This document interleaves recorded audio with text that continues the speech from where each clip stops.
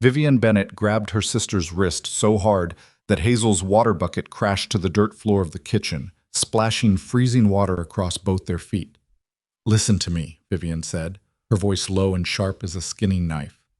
"When Wyatt Calloway comes to this house tonight, you will stay in the back room. You will not speak. You will not be seen. And if anyone asks why there are only 2 plates on the table, you tell them you already ate." Hazel said nothing. She had learned, over many years, that silence costs less than words.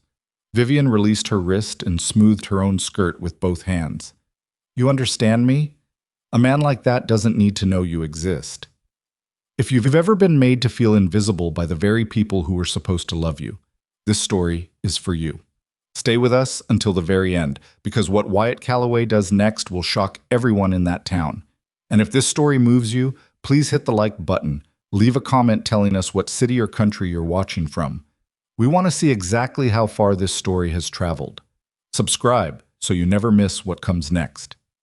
The morning Wyatt Calloway rode into Black Ridge, Montana, the temperature had dropped hard overnight, and the mud on Main Street had frozen into uneven ridges that caught wagon wheels and turned ankles without apology. It was the kind of morning that sorted people out fast. Those who belonged to this country moved through it without complaint.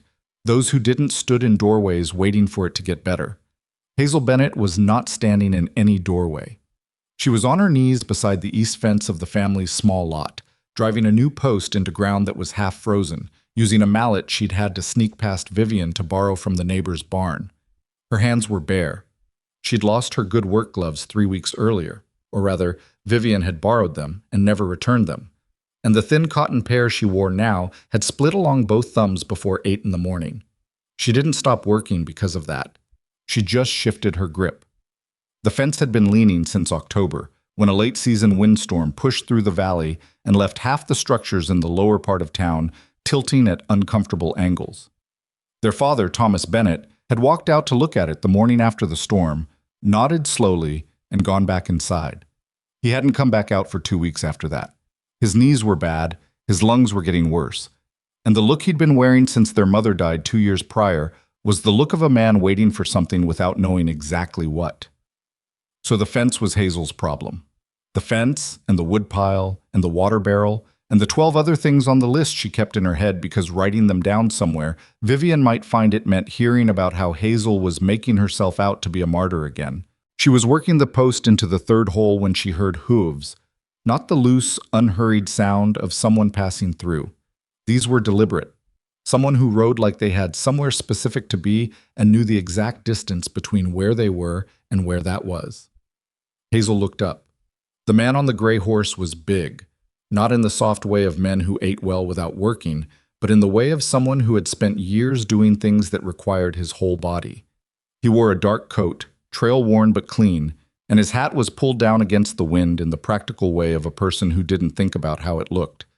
He had a jaw that looked like it had been hit at least once and had healed without complaint. I wasn't looking at her. He was looking at the road, scanning the storefronts with the focused attention of someone building a map in his head. Hazel looked back down at her fence post. She did not think, "He'll notice me." She thought, "I need to get this post 3 more inches down before the ground softens, or it won't hold through spring." She went back to work. Inside the house, Vivian had been awake since before dawn. This was unusual. Vivian Bennett operated on the schedule of someone who believed mornings were for other people, specifically for people like Hazel, who had no better use of their time. On most days, Vivian remained in bed until the smell of coffee reached the bedroom she'd claimed for herself after their mother died, at which point she would appear in the kitchen in her dressing gown, accept the mug Hazel had already poured and offer a critique of something. But today, Vivian was dressed before sunrise, and the dress she wore was the blue wool one she'd borrowed from Clara Henshaw 2 streets over and had not yet returned. It fit her well. Everything fit Vivian well. She was slender and dark-haired and had the particular quality of appearing effortless even when she had spent an hour at it, which she usually had. "He arrives today," Vivian said when Hazel came in to start breakfast. It wasn't a question. "So I heard," Hazel said. "From who?" "Mrs. Aldridge said something at the well yesterday." Vivian turned from the small mirror propped on the windowsill. "What exactly did she say?" that Wyatt Calloway was coming to town, that he runs a large operation up in the mountains, that he's looking for a wife. Hazel cracked 2 eggs into the pan. That's all I heard. He's not looking for just any wife, Vivian said, with the tone of someone correcting a child's arithmetic. He needs a woman who can manage a household, someone of standing, someone presentable. She looked at Hazel briefly, the way you'd glance at a piece of furniture you were considering moving. Someone who makes a good impression. Hazel moved the eggs around the pan with a wooden spoon. I imagine so. Don't make that face. I'm not making any face. You're doing that thing where you go very quiet and it sounds like you're judging me. Vivian, Hazel said without turning around. I'm cooking breakfast. Vivian went back to the mirror. I need you to stay out of sight today. If he comes calling, and he will come calling, I don't want you answering the door. I'll answer it. I'll pour the coffee. I'll do the talking. You can stay in the back and do whatever it is you do. Hazel set the plate on the table. What about Father? She asked. He can sit by the fire and look dignified. He's good at sitting. Vivian pulled a loose thread from her sleeve. Just stay out of the way, Hazel. For once in your life, let someone else have something. Hazel went to get her coat from the hook by the back door. She still had 3 fence posts to go. Did you eat? Vivian called after her. Hazel didn't answer. She went outside. The eggs she'd made were both on the plate she'd put on the table. She hadn't made a second one. This wasn't the first morning that had gone that way, and she'd gotten past the stage where it bothered her enough to show. The first time Wyatt Calloway saw Hazel Bennett clearly, it was not in any doorway or parlor.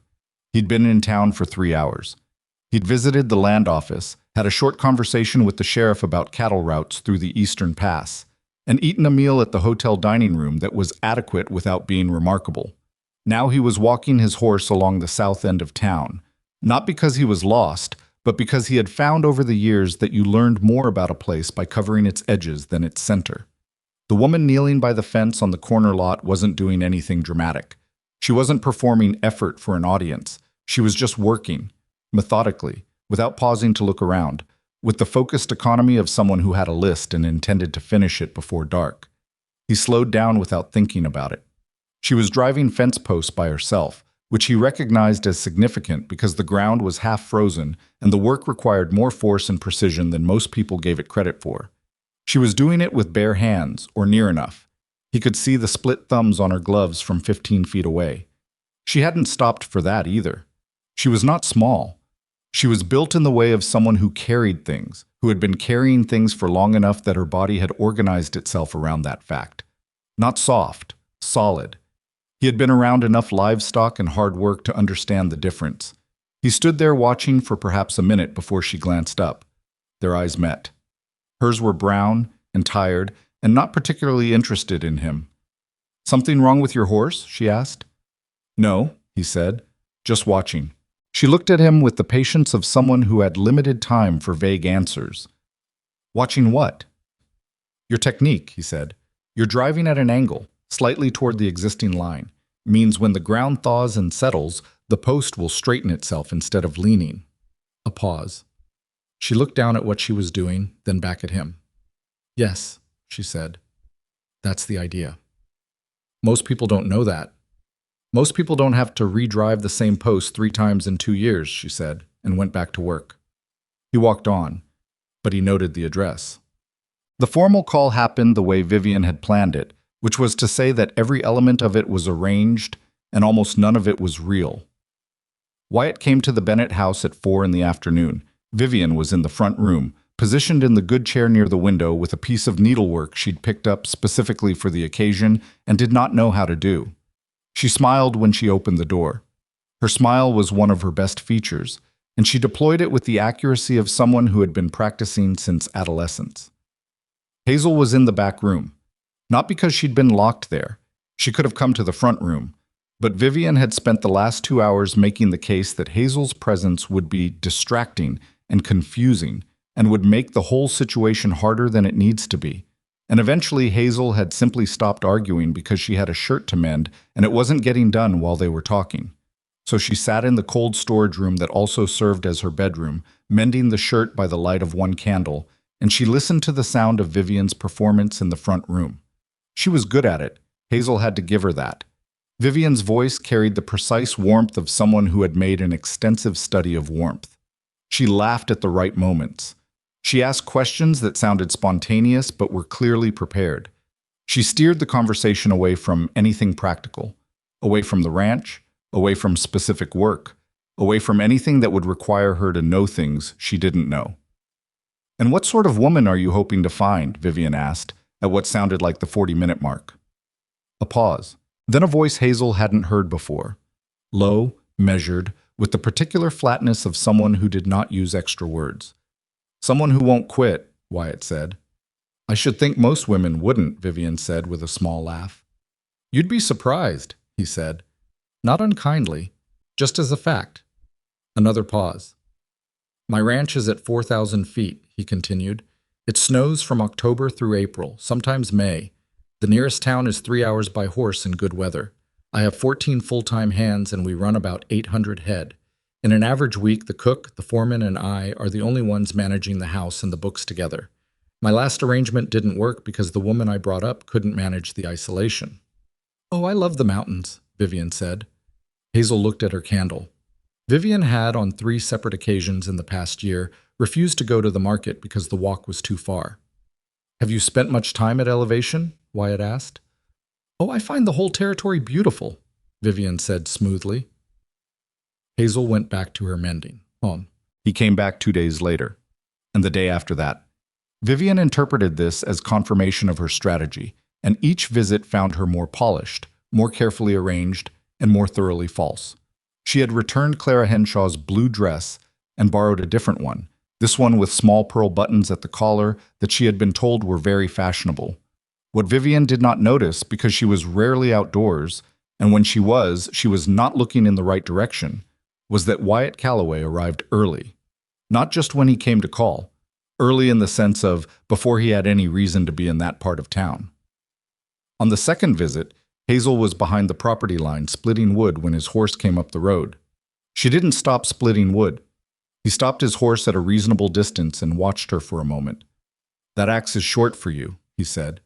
She looked at the axe. He was right. It was her father's old one, and it had never fit her reach. "I know," she said. "Makes the work harder." "Most things around here are harder than they need to be," she said, and swung again. He didn't say anything else. He rode to the front door and knocked. On the third visit, he arrived while Hazel was in the side yard dealing with what turned out to be a disaster of a corral section. One of the cross rails had given way overnight, and one of the 2 horses they kept had gotten partially tangled and spooked. The horse was not badly hurt, but it was frightened, and the loose wood was making everything worse. And Hazel was trying to manage the horse, clear the debris, and avoid getting kicked, all at the same time. She heard hooves and looked up, expecting it to be their neighbor, Hector, who sometimes helped with things when the problem was obvious enough to see from the road. It was Wyatt. He dismounted before she said anything. He handed her the lead rope from his own horse, took the frightened horse's bridle in both hands, and spoke to it in a low, even voice that wasn't words exactly, more like a sound with texture, like moving water over stone. The horse stopped pulling. Its ears came forward. It blew out once through its nose and settled. Hazel stared. "Hold her," he said, and she took the bridle. He moved to the collapsed rail, assessed it for about 4 seconds, and then pulled it free from where it had lodged against the fence post with one clean movement that required knowing exactly where the pressure was. The loose wood came away without taking anything else with it. He turned back, picked up 2 boards from the pile near the post. "These the replacements?" "Yes," she said. "Nail set?" She pointed. He set the first board. She held the horse. He set the second board and hammered both through with 7 hits total, which was 4 fewer than it would have taken her because he was driving at a better angle, and she noted that, and filed it away. The horse calmed down the rest of the way. Hazel led her back into the corral and latched the gate. "Thank you," she said. "You had it," he said. "I just had an extra hand." She looked at him. He was brushing sawdust off his sleeve in the distracted way of someone who considered this part of the job done and was already thinking about the next thing. "You're here to see Vivian," she said. "I'm here to see your family," he said. There was something in the way he said it that was careful, not evasive, careful, like someone choosing footing on uncertain ground. "She's inside," Hazel said. I know, he said. He picked up his hat, which had come off during the corral work, and put it back on. Your name is Hazel. She blinked. Who told you that? Your neighbor, I asked. He paused. You were at the east fence 3 days ago, the one with the angled posts. Yes. You drove all 6 before lunch. She had. She hadn't thought anyone was counting. She didn't say anything. It was good work, he said simply. Then he went inside. That evening, after Wyatt had left and their father was asleep in his chair by the fire, Vivian appeared in the doorway of the storage room with a look Hazel recognized. It was the look Vivian wore when something had happened that she needed to reframe before Hazel got a chance to form her own opinion of it. He asked about you, Vivian said. Hazel looked up from the sock she was darning. I know. You talked to him. For maybe 2 minutes. He helped with the corral. He helped with the corral, Vivian repeated, as though the sentence had a different meaning in her version of it. The rail came down last night. He was there. Vivian leaned against the doorframe and crossed her arms. She was still beautiful, even now, even when she was working up to something unpleasant. That had always been the strange thing about it, the meanness and the beauty sitting so completely in the same face. I need you to understand something, Vivian said. Whatever you think happened out there in the yard, whatever little conversation you had, it doesn't mean what you want it to mean. Hazel kept darning the sock. Men like Wyatt Calloway don't choose women like you, Vivian said. Her voice was not cruel exactly. It was something worse than cruel. It was patient. It was the tone of someone explaining something obvious to someone who keeps missing the point. That's not how things work. You are not the kind of woman that happens to. You're the kind of woman that makes other women's lives easier so they can have those things. Hazel finished the row of darning and turned the sock over. Hazel, look at me. She looked up. Vivian held her gaze. I'm going to marry him. And when I do, things will be better for all of us. Better for Father, better for the house. Even better for you because you won't have to carry everything alone anymore. So please. She pushed off the doorframe. Don't make this harder than it is. She left. Hazel sat in the cold storage room with one finished sock and one candle burning down to its last inch, and she tried to find something inside herself that felt like hope. It wasn't exactly hope she found, but it wasn't nothing either. She had not yet decided what to call it. The week that followed was the worst one Hazel could remember in recent history, and she had some competition for that title. Vivian, operating under the assumption that Wyatt was close to a decision, entered a phase of what could only be described as aggressive refinement. Every element of the Bennett household that might be assessed and found wanting was addressed, not by Vivian, who did not address things with her hands, but by Hazel, who was given new directives at a rate that allowed no time between them. The curtains in the front room needed to be washed and rehung. The wood stove had a film of grease on the exterior. The front step had developed a crack. Someone needed to scrub the table in the kitchen with lye and then oil it so it didn't look like we eat off bare wood like animals. The water barrel needed to be moved because Vivian had decided it made the side yard look cluttered. Hazel did all of it. She did it without being asked twice and without significant complaint, which was the pattern that had settled over her life so gradually that she no longer clearly remembered a time before it. This was simply what she did. This was what she was. On Thursday, she dropped a bowl while doing dishes and it cracked down the middle. Vivian's reaction was completely out of proportion to the bowl, which had already been chipped and had cost very little when it was new. But it became the occasion for something that had been building for days. Vivian's voice going up in pitch and volume, itemizing everything that was wrong. The way Hazel moved through the house, the way she answered the door when she wasn't supposed to, the way she had apparently spoken to Wyatt in the yard for far too long, the way she dressed, the way she sat at the table, the fact that she was too big and too quiet and too strange for anyone to feel comfortable around. Hazel stood at the kitchen counter and let it go over her. She had gotten fairly good at this, at creating a kind of interior distance while remaining physically present, so that the words landed without completely landing. But then Vivian said something she hadn't said before. He took pity on you, she said. That's what that was. Out in the yard. He felt sorry for you, so he was polite. That's all it was, Hazel. Don't build something out of a man's pity and then be upset when it turns out to be nothing. Something moved in Hazel's chest. Not rage exactly, something quieter and longer. She picked up both halves of the bowl and put them in the trash bin. I'm going to start dinner, she said. Friday morning, Wyatt came to the side of the house instead of the front. Hazel was there, replacing a section of the window frame on the storage room that had been letting cold air in. It wasn't a complicated job, but it required patience, pulling the old wood out without cracking what was still good, measuring twice, cutting once, getting the seal right. She heard his horse and looked up.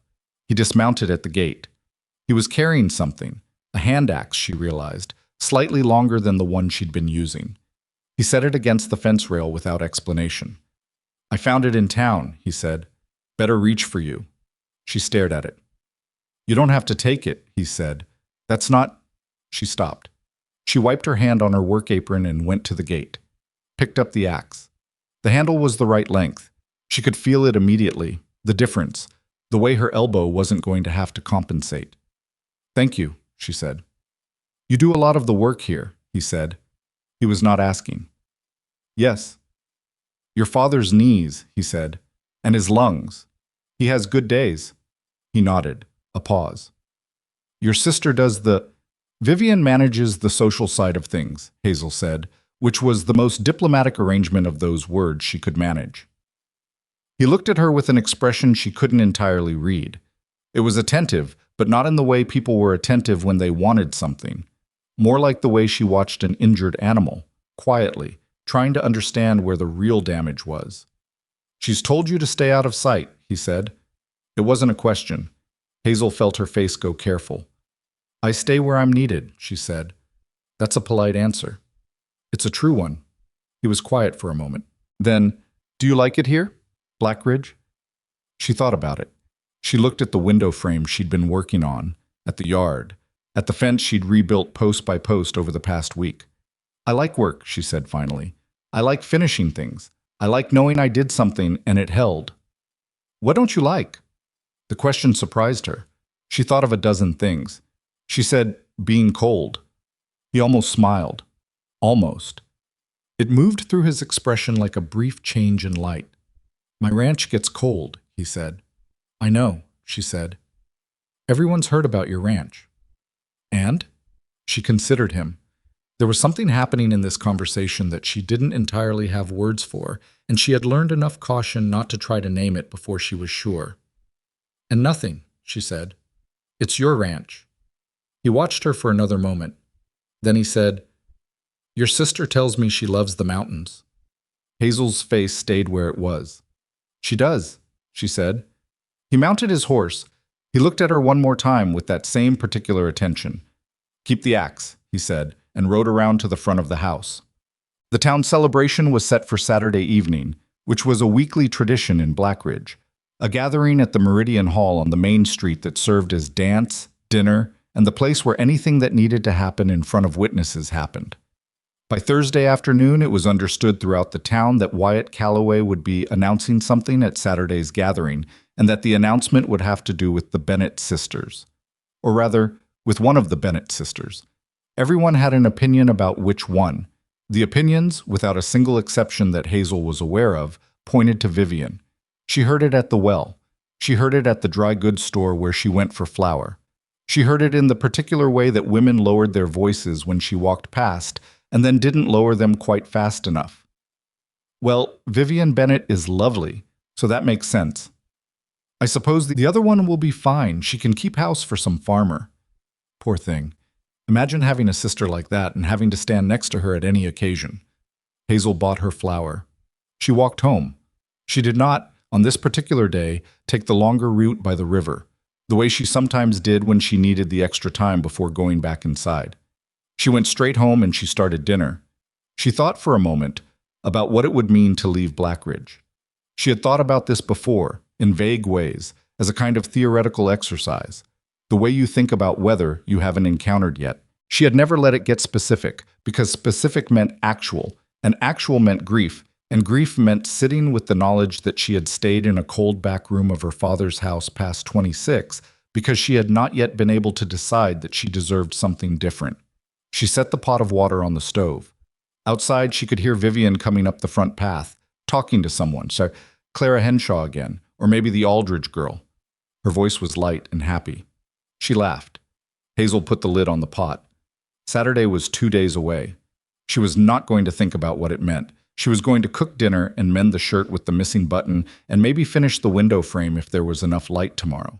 She was going to do the things in front of her. She was very good at doing the things in front of her. It was the only skill she'd ever had that Vivian hadn't found a way to take. Saturday arrived the way hard things usually do, without warning, even when you'd been watching for it. Hazel had not slept well. She rarely did in the storage room, where the cold came up through the floorboards regardless of how many rags she'd stuffed into the gaps, and where the single wool blanket she owned had developed a thin patch at the center that let the night air through like a hand pressing against her back.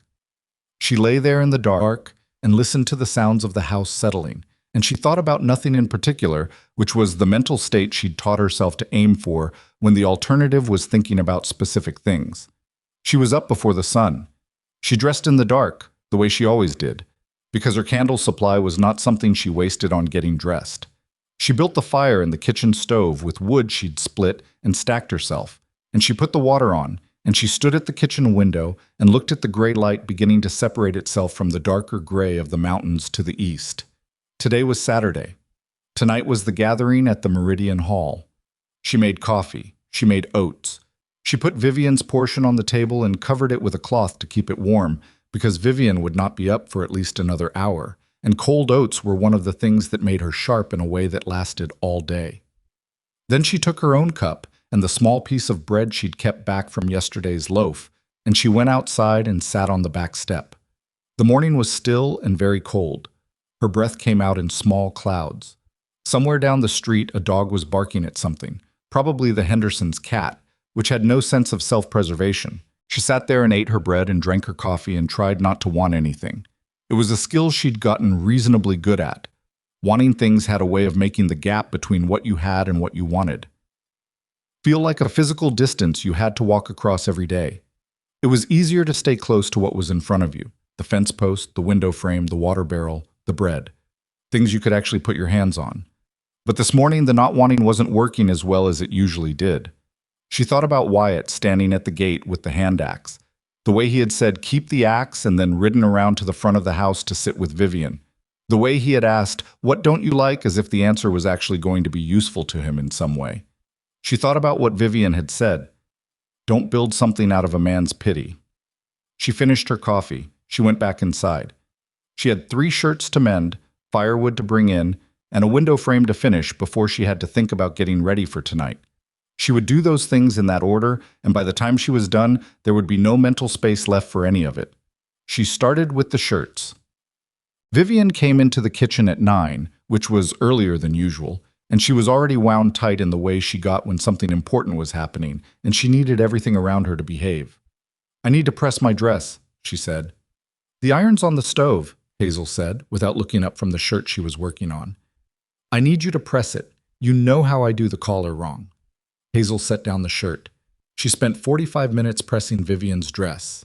It was a deep green wool, borrowed again, from whom she didn't know, it wasn't the blue one, and it had a long row of small buttons at the cuff that required careful navigation with the iron's nose. She did the collar 3 times until it was right. She pressed the seams flat and the hem crisp, and she hung it on the door of the bedroom. "The buttons need to be checked," Vivian said, inspecting it with her arms crossed. "The 3rd one from the top looks loose." Hazel checked all 16 buttons. 2 were slightly loose. She tightened them. "What are you wearing tonight?" Vivian asked. "My gray. That old thing." "It's clean," Hazel said. "It makes you look like a fence post." Hazel picked up her needle and thread and went back to the kitchen table. "Hazel." Vivian followed her to the doorway. Her voice had shifted, dropped into the register she used when she was trying to sound reasonable. "I'm not trying to be cruel. I'm trying to tell you that tonight matters. How we present ourselves tonight matters. And that dress has been washed so many times the color's nearly gone." "I know," Hazel said. "I have the yellow one. The one with the—" "No," Hazel said, quietly, but with enough weight that Vivian stopped. The yellow dress was one Hazel had made herself 2 years ago from fabric she'd saved up for over 6 months. Vivian had worn it twice without asking, and the second time had come home with a stain on the sleeve that had never completely come out. "Fine," Vivian said after a pause. Fine, but put your hair up at least. You have good hair. Use it for something. She went back to the bedroom. Hazel looked at the shirt in her hands. The mend was almost done. She finished it, tied off the thread, bit it clean, and set it aside. Her hands were shaking slightly. Not from anger. From the effort of keeping the anger somewhere it wouldn't show. Awesome. By 3 in the afternoon, their father was dressed in his good suit and sitting in his chair by the fire, which was where he did his waiting regardless of what he was waiting for. He looked better than he had in weeks. Some color in his face, a quality of alertness in his eyes that the bad days had mostly taken away. You look nice, he told Hazel when she came through in her gray dress, with her hair pinned up the way Vivian had suggested. Thank you, Papa. Tonight's the big thing, then. Looks that way. He was quiet for a moment. He had the particular stillness of someone who knows they should say something and isn't sure how to start. Hazel, he said. Your mother would have... He stopped, started again. She always said you were the practical one. I know she did. She meant it well. Hazel sat down in the chair across from him, just for a moment, because her feet already hurt, and it was only 3 in the afternoon, and they had hours still to get through. Papa, she said, I know. He looked at her with something that might have been guilt, or might have been the particular grief of a man who understood, too late, that he'd let things go in a direction they shouldn't have gone, and who was no longer sure how to turn them around. I should have done better, he said, around the house, after your mother. You were sick. I was tired, he said, which was different, and both of them knew it. She reached over and put her hand on his. His knuckles were swollen, the joints of an old man who had worked his whole life and was wearing the evidence of it. It's all right, she said. It wasn't entirely, but it was close enough to true that she could say it without lying completely. She did love him. That had never been the complicated part. The Meridian Hall on a Saturday evening was a specific kind of loud, not the chaotic loud of a crowd in distress, but the deliberate loud of people who had worked hard all week and had decided that tonight they were going to take up the full amount of space available to them. There was music from a fiddle and a man on the corner with a guitar who wasn't especially good, but had enthusiasm on his side. Tables had been pushed to the edges of the room and the center was open for dancing, though at this early hour most people were still at the edges, talking, eating, assessing. Hazel came in with her father on one arm. Vivian came in slightly ahead of them, which was not accidental. Vivian entering a room was something people noticed. It wasn't something she'd engineered so much as something she'd always been, and Hazel had spent enough time standing in its wake to understand the particular way it worked. The slight widening of attention, the turning of heads, the automatic recalculation that people performed without realizing they were doing it. Hazel found chairs for herself and her father near the east wall, close enough to the stove that the warmth reached them. She got her father a plate of food from the long table along the north wall. She got herself nothing yet, because the crowd at the food table was 3 deep, and she didn't have the patience for it at this particular moment. She looked around the room. Wyatt was there. She found him without meaning to. He was taller than most of the men in the room, and he stood at the kind of angle that suggested he was watching the whole space without focusing on any particular part of it. He was talking to the sheriff, or rather, the sheriff was talking and he was listening, which was the distinction. He didn't look at her. She looked away. Vivian had already reached his side. Hazel watched from across the room as her sister arranged herself in the conversational triangle, touching the sheriff's arm briefly in greeting, turning her smile toward Wyatt. Even from here, Hazel could see how practiced it was. She could see Wyatt's response, polite, even, giving nothing away. Clara Henshaw appeared beside Hazel with a plate of cornbread. Here, she said, handing it over. You looked like you weren't going to get any. Thank you, Hazel said. Clara was a practical woman of 50-something with a strong opinion about most things and no particular interest in softening them. She settled into the chair beside Hazel's father, who brightened slightly at the company. Well, Clara said, looking at Vivian across the room, she's working hard tonight. She always does, Hazel said. Clara pulled a piece of cornbread apart and ate 1/2. He doesn't look like a man who's going to be worked, though. Hazel ate her cornbread and said nothing. I'm not stirring anything, Clara said. I'm just observing. I know. You should eat something else too, not just cornbread. I know that as well, Hazel said. Clara looked at her sideways. Are you all right? I'm fine. You look like someone who's been told to stand very still and hold something heavy. Hazel looked at the woman. Clara Henshaw had a way of seeing things that Hazel usually appreciated and occasionally found inconvenient. I'm fine, she said again, and meant it somewhat more this time. An hour into the evening, Vivian's performance had reached its peak refinement. Hazel watched it from the edges, not because she was trying to watch it, but because there was a limited number of places to look in a crowded room, and eventually your eyes went where they went. Vivian had arranged herself and Wyatt into a small conversational group that included two of the more prominent families in town. The Mercer family, who ran the largest dry goods operation in the county, and the Aldridge family, whose patriarch was on the town council. These were people of some standing, and Vivian had navigated toward them with the unerring accuracy of someone who had spent years mapping this particular terrain. She was brilliant at it. Hazel had to acknowledge this even when it cost her something to do so. Vivian could make any person in a room feel as though they were the most interesting person present, and she could do it while simultaneously establishing herself as the center without ever doing anything so obvious as taking the floor. She touched arms, she laughed, she asked questions that had obvious answers and received them with apparent delight. Wyatt stood slightly outside the group's natural orbit. This was the thing Hazel noticed, watching from across the room with her second piece of cornbread. He was physically present, but he was positioned just far enough to one side that he could see the whole group rather than just the part directly in front of him. He wasn't cold. He responded when addressed, and he had the basic social equipment to function in a gathering, but he was not being managed. He looked up at one point and caught Hazel's eye across the room. She didn't look away fast enough. He didn't look away at all. He held her gaze for a moment that lasted slightly longer than accidental, and then he looked back at Vivian, who was mid-sentence about something. Hazel put down her cornbread. She was not hungry. She went to check on her father. It was during the second hour that Vivian made her error. Not a visible one. Nothing the room would have seen. But Hazel saw it, because she knew the specific shape of Vivian's blind spots, the way you know the bad step on a familiar staircase. A woman named Ruth Aldridge, wife of the council member, in her 60s, sharp-eyed and polite in the careful way of someone who didn't extend warmth without reason, asked Vivian about mountain winters, specifically about elevation and cold, and what a person did when the snowpack was too deep to travel and you needed to wait it out. It was a reasonable question. It was the kind of question anyone would ask a woman who was presenting herself as a candidate for life on a high-elevation ranch. Vivian said, I find that the quiet of a snowbound winter has a certain poetry to it. Ruth Aldridge looked at her without changing her expression.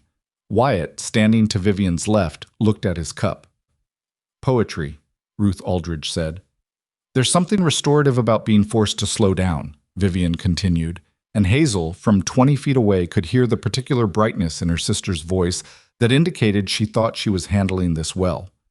My husband's cousin lost 3 fingers to frostbite during the winter of '83, Ruth Aldridge said pleasantly. He describes it somewhat differently. A beat of silence. Of course, Vivian said. I only meant… Do you ride? Ruth Aldridge asked. I enjoy riding, yes. In winter? At elevation? Vivian's smile held, but Hazel could see from 20 feet away the tiny shift in its quality, the seams beginning to show. I'm sure I would adjust, Vivian said. Ruth Aldridge nodded once and turned to speak to the person on her other side. Not rudely, just with finality. Wyatt excused himself from the group a few minutes later. He moved toward the food table, and then past it, and then he was standing a few feet from where Hazel was standing near the east wall. He didn't say anything immediately. He looked at the room. Your father doing all right? He asked. He's tired, she said. He'll want to leave in another hour or so. Good of you to bring him. He doesn't get out much. He likes the music. They stood in silence for a moment, which should have been uncomfortable and somehow wasn't entirely. Mrs. Aldridge is on the town council's advisory board, Hazel said, because she felt like she should say something, and this was true and neutral. I know, he said. She's not someone who… Hazel stopped. Who what? Who accepts vague answers, Hazel finished. He looked at her. There was something in the corner of his expression, not quite amusement, something adjacent to it. No, he said. She's not. Another pause. Hazel, he said, if I asked you what a person does when the snowpack is 6 feet deep and the cattle haven't been fed in 2 days and the hands can't get through, what would you say? She looked at him. I'd say you use the snow to your advantage where you can, she said. Compact trails. Move the cattle along the high-pressure ridges where the wind keeps the snow thin. If the hands can't come through, you prioritize. Water first, feed second, shelter check third. And you don't wait for everything to be perfect before you start, because it won't be. He was quiet for a moment. Where did you learn that? I didn't learn it anywhere, she said. I just thought about it. He looked at her with that careful, attentive expression she'd seen before, the one that didn't feel like appraisal so much as attention, real attention, the kind that cost something. You think about things like that often? He asked. I think about practical things, she said. It's what I do. He nodded slowly. I have cattle, he said. About 800 head. I have 14 hands. I have 4,000 feet of elevation and winters that would make most people reconsider their choices. And I have, he paused, a ranch that needs someone who thinks practically, not someone who finds it poetic. Hazel's chest did something that she chose, for now, to ignore. That sounds like your announcement, she said carefully. Part of it, he said. Before she could form a response to that, Vivian materialized at her elbow. She had seen them, of course. She had probably seen them from across the room and had been moving toward them for the last 2 minutes, and the smile on her face was the one she reserved for situations she needed to get in front of before they developed in a direction she hadn't approved. Wyatt, she said warmly, as though she was delighted to find him there rather than exactly where she had expected him. I was wondering where you'd gotten to. She slid her hand briefly into the crook of his arm, not holding it, just establishing contact, the social equivalent of planting a flag. And Hazel, there you are. I was going to ask you to check on Father. He looked like he might need something. He's fine, Hazel said. I just came from there. Oh, I thought he looked a little pale. He always looks a little pale. A pause. The three of them standing in a triangle, Vivian's hand still light on Wyatt's arm. You two were talking, Vivian said. Her tone was pleasant. Her eyes were not. Yes, Hazel said. About? Snowpack management, Wyatt said. The smile on Vivian's face did something complicated. How practical, she said lightly. It's a practical life, Wyatt said. A ranch at 4,000 feet. Of course, Vivian said, though I always think there's more to life than pure practicality. Don't you? There's grace and warmth and making a home feel like something worth coming back to. She looked up at him with the full force of the expression she'd spent years perfecting. Those things matter too, I think. They do, Wyatt said. He said it without inflection, a simple agreement that gave nothing away. Vivian's hand slid from his arm as someone across the room called her name. She looked over, looked back, and said, "Excuse me for just a moment," in the tone that suggested she expected the moment to hold them in place until she returned. She crossed the room. Hazel and Wyatt stood there. She thinks she's losing ground, Hazel said. She hadn't meant to say it out loud.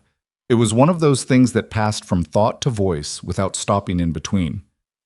Yes, he said. She doesn't... Hazel stopped. Go ahead. She doesn't actually want to lose, Hazel said. She doesn't want the ranch. She wants what comes with being chosen. She wants to be the one who was selected. She paused.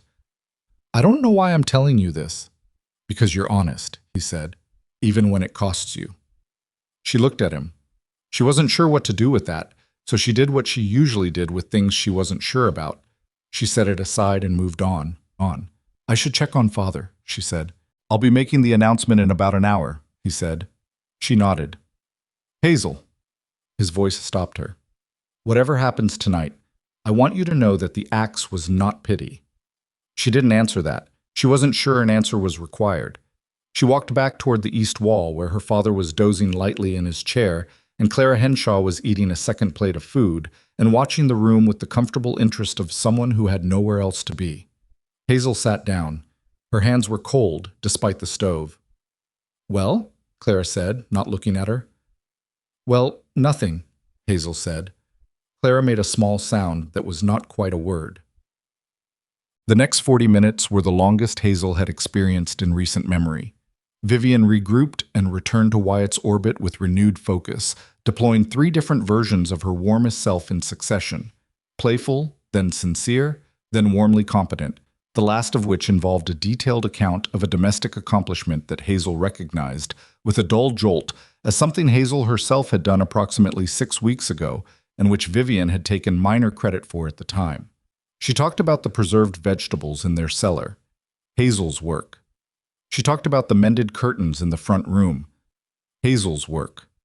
She described with charming self-deprecation her attempts to learn fence repair, which had not happened. Not once. Not even near.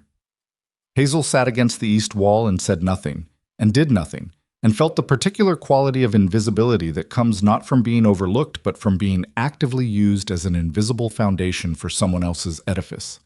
Her father woke from his doze and asked for water. She got it. Clara offered her a piece of dried apple. She took it. A man she vaguely knew named Garrett from the livery stable came and asked her to dance, more out of general friendliness than any specific interest. She declined, not unkindly. He shrugged and moved on. And then, in the way that inevitable things always eventually happen, the fiddle player stopped. The man with the guitar played 3 chords and went quiet. The room's noise gradually settled, the way a disturbed pond settles. Not all at once, but in widening rings, until the surface was still. Wyatt Calloway stood at the center of the room. He did not have to raise his voice. The room had already come to him. "I want to thank everyone for having me this week," he said. "I've been in Blackridge several days now, and I've learned more about this town in that time than I had in the previous year of hearing about it." He paused. "Some of you know what I'm here for. I run a cattle operation up in the high country, Stone Creek Ranch, about 3 hours north by horse. I need a wife. Not for company, not for appearances." Another pause, and in it the room adjusted itself, very slightly. "I need a partner. Someone who can handle what that life asks for." Vivian was standing 8 feet away from him, which was the exact distance she'd positioned herself at, close enough to be proximate, not so close as to appear presumptuous. Her chin was up. Her shoulders were back. She looked by any external measure like exactly what the moment called for. "I've met most of the families here," Wyatt continued. "I've had good conversations. I'm grateful for the welcome." He looked around the room slowly, and then he stopped looking around. "Miss Vivian Bennett." Hazel heard Vivian's breath pull in. She probably would have heard it from anywhere in the room because she knew the sound of that breath. The particular catch of something Vivian had wanted for a very long time arriving at the exact moment she'd calculated it would. "Miss Bennett," Wyatt said, "I appreciate your hospitality this week. I mean that sincerely." And then he stopped. Not because he was building to something dramatic. He stopped because he was Wyatt Calloway, and Wyatt Calloway did not do things for effect. "I've watched what this ranch life requires," he continued, to the room more than to Vivian now. "And I've watched who in this town is already living it without anyone calling it that." He turned, not toward Vivian. The room followed his gaze, because a room always follows the gaze of someone who knows where he's looking. He was looking at the east wall, where Hazel Bennett sat with a cup of water in one hand and a piece of dried apple she hadn't finished, next to an old man dozing in his chair and a forthright woman who had given her cornbread without being asked. Every head in the Meridian Hall turned toward Hazel Bennett. She sat very still. The dried apple was still in her hand. She didn't know where to put it. She didn't know what to do with her face or her hands, or the fact that every person in the room was looking at her, including Vivian, who had gone a color Hazel had no word for. Not red, not white, something in between that had no name and a very specific meaning. Wyatt crossed the room toward her. He didn't hurry. He walked the way he did everything, with the particular economy of someone who knew where they were going and had no need to perform the knowing. He stopped in front of her. "Miss Hazel Bennett," he said. Her voice, when she found it, was steadier than it had any right to be. "Mr. Calloway," she said. "I've been watching this town," he said. "And I've been watching you in it, and I think—" A pause, not for effect, but the pause of a man choosing words because the wrong words would be worse than silence. "I think you're the person I came here looking for." The room was so quiet that she could hear the fire in the stove and her father's slow breathing and the wind pressing against the hall's north wall. She said, "You haven't known me a week." "Long enough," he said. "You don't know what you're getting." "I know what I've seen," he said, which is more than most men can say when they're standing where I'm standing. Clara Henshaw, beside her, said nothing. But Hazel felt the woman's stillness as a kind of witness, the particular quality of someone paying close attention to something that matters. "My father," Hazel started. "Your father is welcome at Stone Creek," Wyatt said. "That's not a problem." She looked at him. She looked at his hands, rough, scarred, the hands of someone who did not arrange his life to look a certain way but to function a certain way. She thought about the hand axe, the fence post, the corral rail, the way he'd spoken to the frightened horse. She thought about the cold storage room with one candle and a blanket with a thin spot at the center. She thought about all the things she had put her hands on and held together and fixed without anyone asking her to, without anyone noticing, without anyone ever in her life suggesting that the work she did was evidence of anything other than the fact that she was available to do it. "You'd have to understand," she said quietly. I'm not easy to live with. I have opinions about how things should be done. I'm not going to stop having them just because—" "Good," he said. "I'm serious." "So am I." She looked at him for a long moment, and then she said yes. Not loudly, not dramatically. She said it the way she did most things, plainly, with full weight, without ornamentation. One word that cost her more than anything she'd spent in recent years, and felt, at the same time, like the first thing she'd said in a long time that was entirely her own. The room reacted in the way that rooms react when something happens that they hadn't predicted, with sound that started low and built in an uneven way. Some people surprised, some people starting to understand, some still working out what had just occurred. And across the room, standing where she'd placed herself to receive something that had just been handed to someone else, Vivian Bennett stood with both hands at her sides and an expression that Hazel, even now, even in this moment, recognized. It was the expression of someone realizing for the first time that they had been wrong about how the world was organized. The walk home from the Meridian Hall that night was the longest Hazel could remember, and the strangest, because nothing about the physical distance had changed. It was the same road, the same frozen ruts, the same wind coming off of the mountains. But she was walking it as someone different than the person who had walked it. Going the other direction 3 hours ago, and she hadn't yet figured out what that meant. Her father walked slowly on her left, his arm in hers, his breathing audible in the cold air. He hadn't said much since the hall. He'd shaken Wyatt's hand, and his eyes had been wet in a way he didn't acknowledge, and Hazel didn't mention. And then Clara Henshaw had helped him with his coat, and he'd been quiet all the way home. Vivian was not with them. Vivian had left the hall through the side door approximately 4 minutes after Hazel had said yes, and she had not come back, and no one had gone after her, and Hazel had not allowed herself to feel guilty about that yet, because there was too much else happening in her chest, and there wasn't room. "That's a good man," her father said, about halfway home. "I think so," Hazel said. "You don't know him." "No." He was quiet for a moment. "Your mother would have liked him. She liked people who didn't waste words." Hazel said nothing. She was thinking about the way Wyatt had looked at her when she said yes.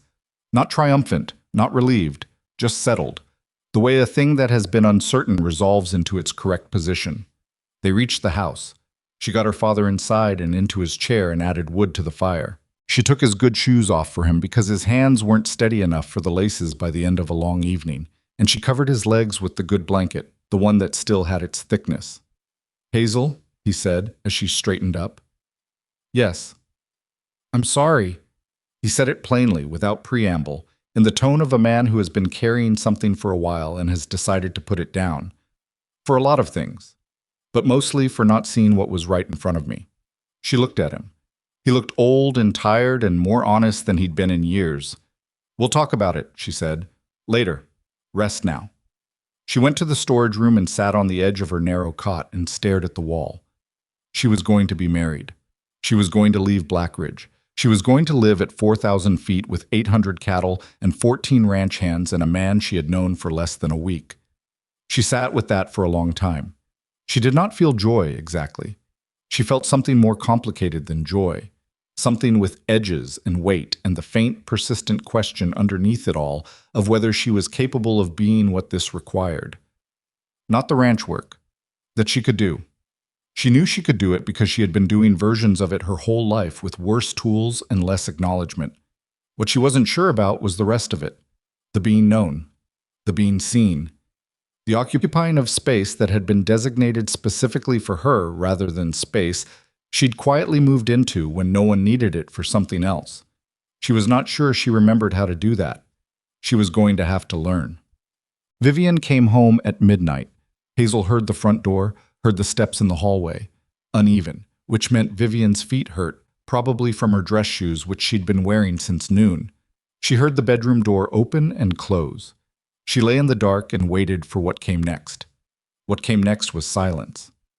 Then, about 15 minutes later, the sound of Vivian in the kitchen, which was unusual for midnight, and the sound of the stove being opened, which meant she was cold and building up the fire.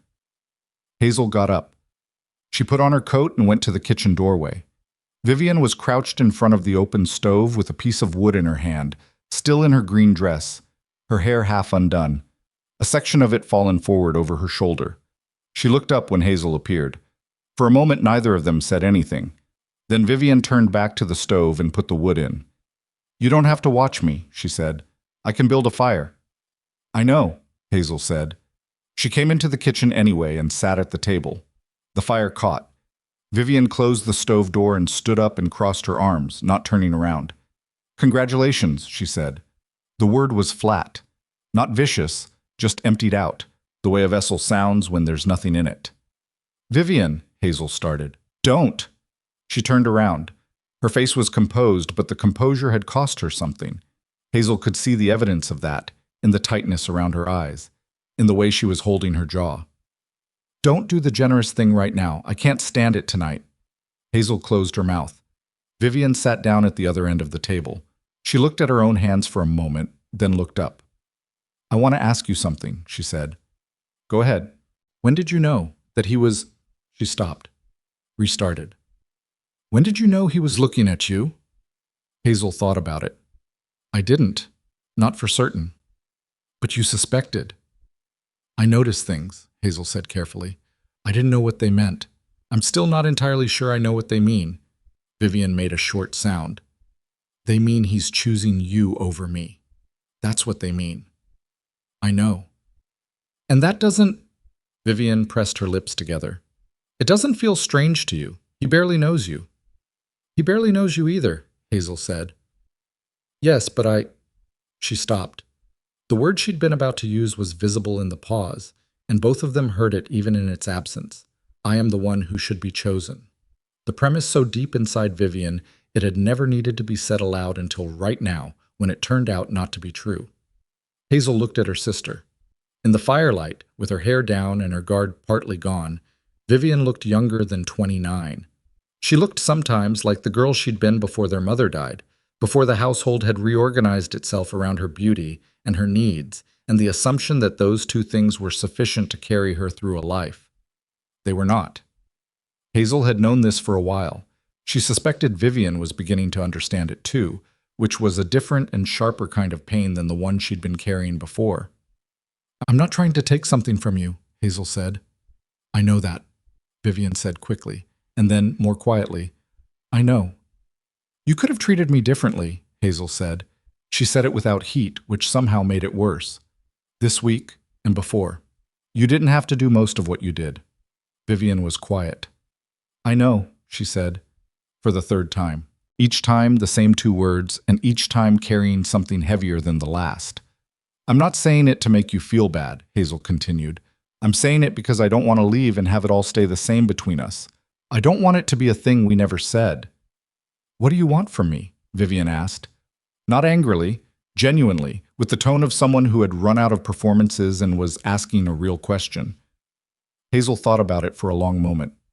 "I want you to take care of him," she said. "Papa.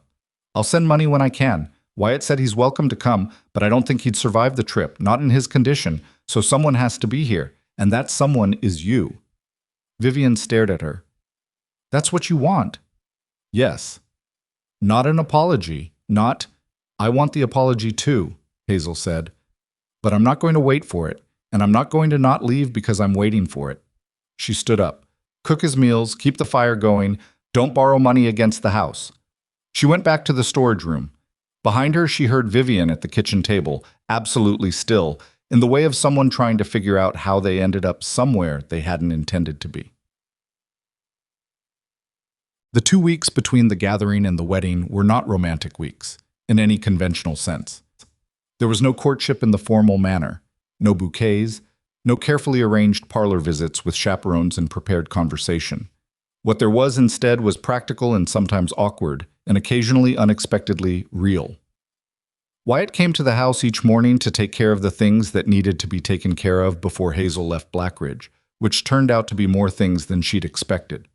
The fence that needed one more section repaired, the water barrel that had a slow leak he found and sealed in 20 minutes, her father's will, which needed to be drawn up by the land office clerk, which Wyatt navigated without being asked in a way that told Hazel he had done this kind of practical caretaking before. They worked alongside each other most mornings, side by side, mostly in silence or in the sparse conversational mode of people who are learning each other through action rather than disclosure. She learned he was right-handed but compensated left when tired. She learned he drank his coffee without anything in it and that he had a slight pause before answering direct questions that wasn't hesitation, so much as the habit of someone who took accuracy seriously. She learned that he was quieter than silence when he was thinking about something, and that when he laughed, which was rare, it started low in his chest and he tried to stop it before it got too far. He learned, she supposed, whatever he could see, which, with Wyatt, seemed to be more than most people managed to observe. On the 4th day, he brought her horse. Not a gift. He was clear about that in the careful, somewhat awkward way that suggested he'd been thinking about how to explain it. It was one of the Stone Creek Marys, an experienced animal who knew the mountain routes. She would need a horse she trusted for the journey up.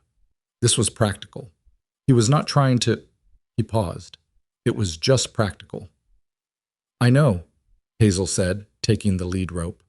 She looked at the mare, who had a calm, slightly bored expression and good legs. She's beautiful. She's sensible, he said, which is more useful. Hazel ran her hand down the horse's neck. I agree. A pause. Hazel. He cleared his throat, which was the most uncertain she'd heard him. I want to say something, and I'm not sure I have the right words for it. She looked at him. I don't want you to come up to Stone Creek thinking you're going there to work for me, he said. The way you've worked here. That's not what I'm asking for. She studied his face. He looked uncomfortable, which on him had a particular quality. Not fidgety, but still in the concentrated way of someone doing something difficult. Then what are you asking for? She said. A partner, he said, like I said at the hall. Someone who runs things alongside me. Someone whose opinion about how the ranch operates actually changes how the ranch operates. He looked at the mare, then back at her. I've been running Stone Creek alone for 3 years. Not because I preferred it that way, because I hadn't found anyone I trusted to do it differently. She held the lead rope and thought about that. You've known me 9 days, she said. I know, he said. I can't explain it any better than that. You either trust what you've observed or you don't. And you trust what you've observed. Yes. She looked at the mare again. The mare looked back at her with the mild, tolerant expression of an animal who had covered a great deal of ground and was comfortable with whatever came next. I'm going to have opinions, Hazel said, about the finances, about supply management, about how the hands are treated. I'm not going to keep those opinions to myself. Good, he said, for the second time he'd said it to her, with the same flat certainty as the first. I mean it. So do I. She took a breath. All right, she said.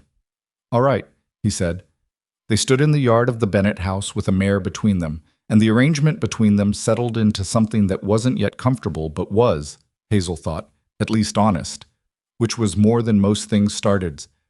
The wedding happened on a Thursday, in the land office, with the justice of the peace and Clara Henshaw and Hazel's father and a ranch hand named Burl who had come down from Stone Creek to help with the horses for the journey.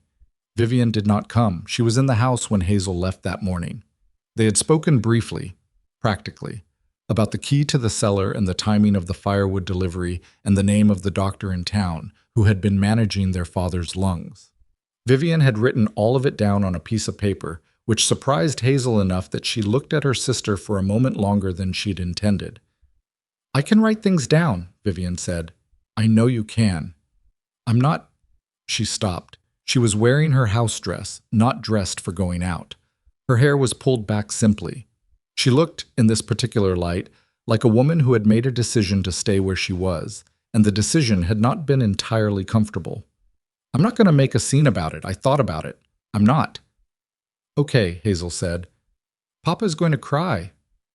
"I know." "Don't let him stand in the cold too long after. His lungs."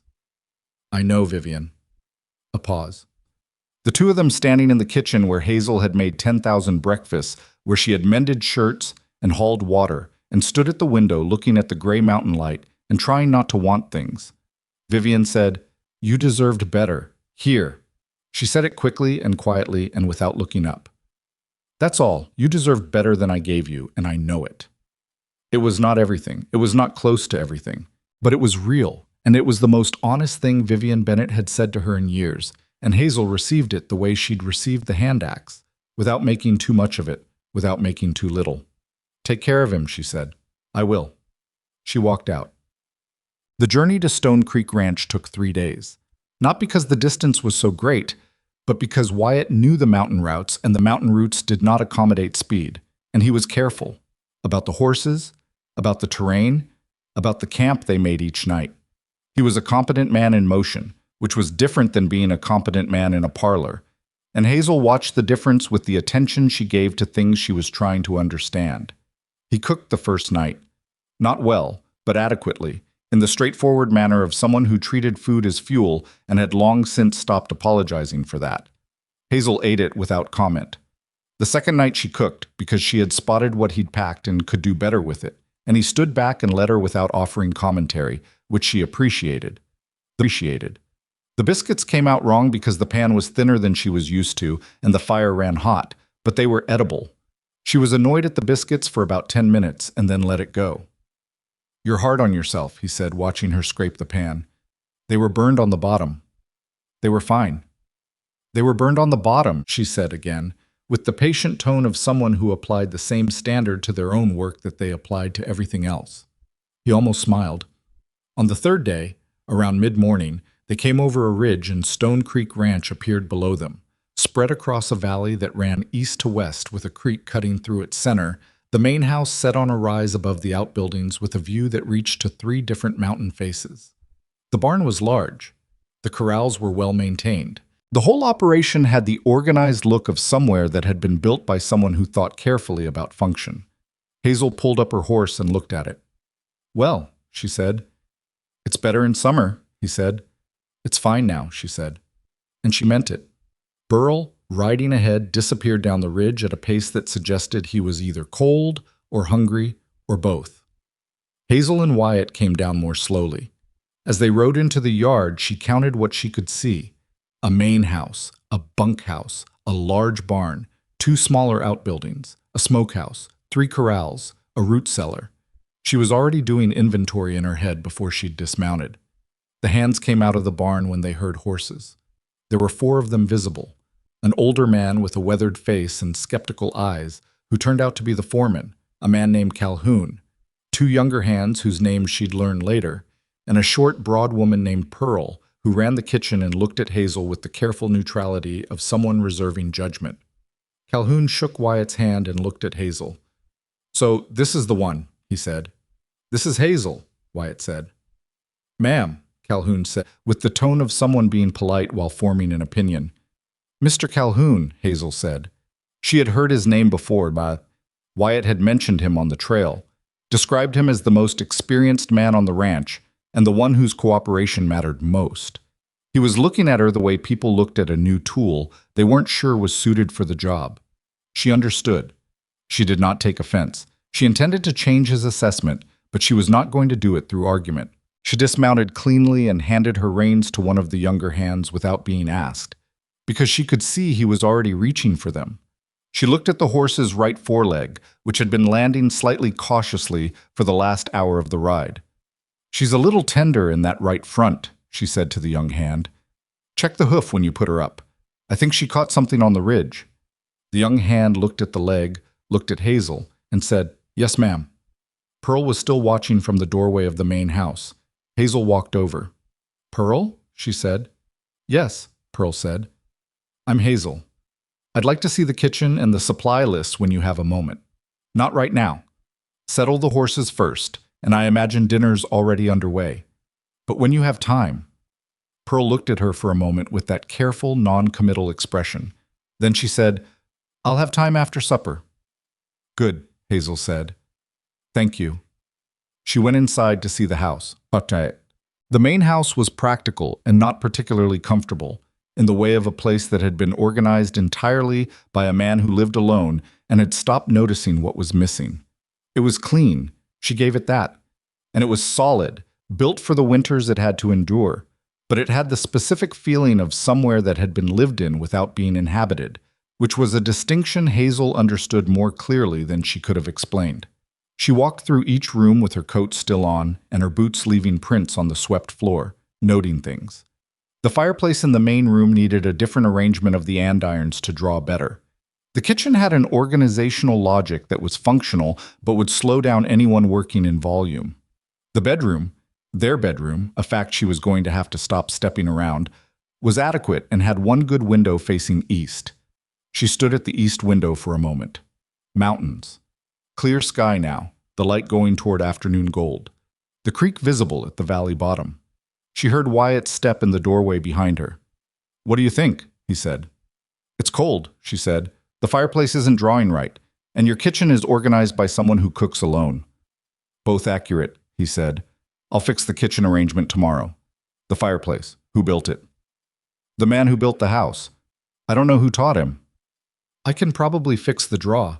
I've done it before. It's usually the damper angle." She turned from the window. "Where do I put my things?" He showed her the trunk at the foot of the bed and the two hooks on the wall behind the door that he'd emptied. It was sparse. She was used to sparse. She set her bag down on the trunk and stood in the room that was now partly hers, and she felt the strangeness of it. Not bad strangeness, but the strangeness of everything unfamiliar, the specific weight of a life that is genuinely new. "Hazel," he said. She looked at him. I was standing in the doorway, and he looked, for the first time since she'd known him, slightly uncertain. Not in the way of someone who had made a bad decision, but in the way of someone who was aware that a significant thing had just happened and was not sure of the etiquette. "I want this to work," he said. "I want to be clear about that." "I know," she said. "If something isn't working, I want you to say it. I'm not good at—" He stopped. "I don't always notice things. Not the domestic things. Not the way a person is feeling unless they tell me directly." "I've noticed," she said, so tell me directly." "I will," she said. "And you do the same." "That's easier for me." "I know that too," she said, and this time the corner of his expression moved in that almost smile she'd catalogued back in Blackridge, and she filed the new version of it in the same place. The first week was not easy. This was not surprising. Nothing about it had suggested it would be easy, and Hazel had arrived without the expectation of ease, which was perhaps the only useful thing her previous life had reliably provided. The hands were civil, mostly. Calhoun was professionally respectful, which was better than she'd hoped and exactly what she'd expected. A man who would wait to see whether she earned a different kind of regard. Pearl was more direct. She showed Hazel the kitchen layout and the supply system and the cooking schedule with the focused efficiency of someone who had been doing this alone for 2 years and had a lot to transfer. "I don't need to be replaced," Pearl said, on the second morning, with the flat honesty of someone who needed to know where the lines were. "I'm not replacing you," Hazel said. "I'm trying to understand what you're managing so I can help manage it. You know this kitchen. I don't." Pearl looked at her. "All right," she said. It wasn't warm, but it was a start. The harder thing was smaller and more constant. The question of where she fit in the structure of the ranch, and how to establish that without overstepping Wyatt's existing arrangements, and without understanding those arrangements clearly enough yet to know what overstepping looked like. She made mistakes. She reorganized the grain storage before asking Calhoun how the current system worked, And the current system, it turned out, had a logic to it that wasn't visible from the outside. And Calhoun pointed this out with the tone of someone who had been waiting for exactly this kind of error. The north bins run first for winter, he said, because of the moisture variance. You move things around, the whole rotation is off. I understand, she said. I'll put it back. It'll take half a day. I know, I'm sorry. I should have asked first. He looked at her.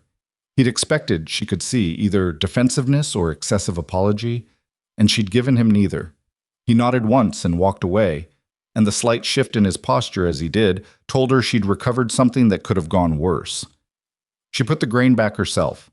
It took most of the afternoon. Wyatt found her at it when he came in from the eastern pasture. I heard, he said. I should have asked first. Yes, he said. He didn't add anything to that. He picked up a bag and helped her finish. On the 8th day, one of the young hands, a boy named Ellis, maybe 17, who had a tendency to rush things and a corresponding tendency to create small disasters, came into the main house at a dead run to report that 2 of the horses in the south corral had gotten into the feed room, and one of them had already eaten enough grain to be at risk. Hazel heard this before Wyatt because she was in the kitchen and Ellis came in through the back. How much? She said. Don't know exactly. How long were they in? Maybe 20 minutes? Burl was... She was already at the door. Get Calhoun and tell him to bring the walking rope. Don't let either horse lie down. Keep them moving. Go. Ellis went. She pulled her coat on and crossed the yard at a pace that wasn't quite running but covered ground fast, and she went into the corral and assessed the 2 horses. A bay gelding who looked uncomfortable but hadn't started showing distress symptoms yet, and a young roan who was already favoring her right side and beginning to sweat. The roan was the problem. Calhoun arrived with the rope. He took one look at the horses, and then one look at Hazel. Roan first, she said.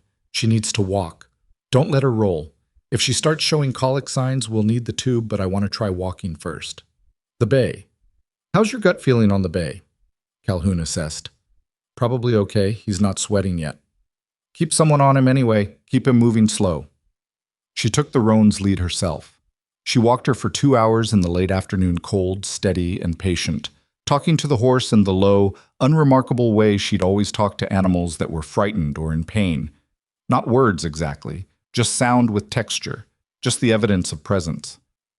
The roan's distress peaked around the 40-minute mark, and then, slowly, began to level.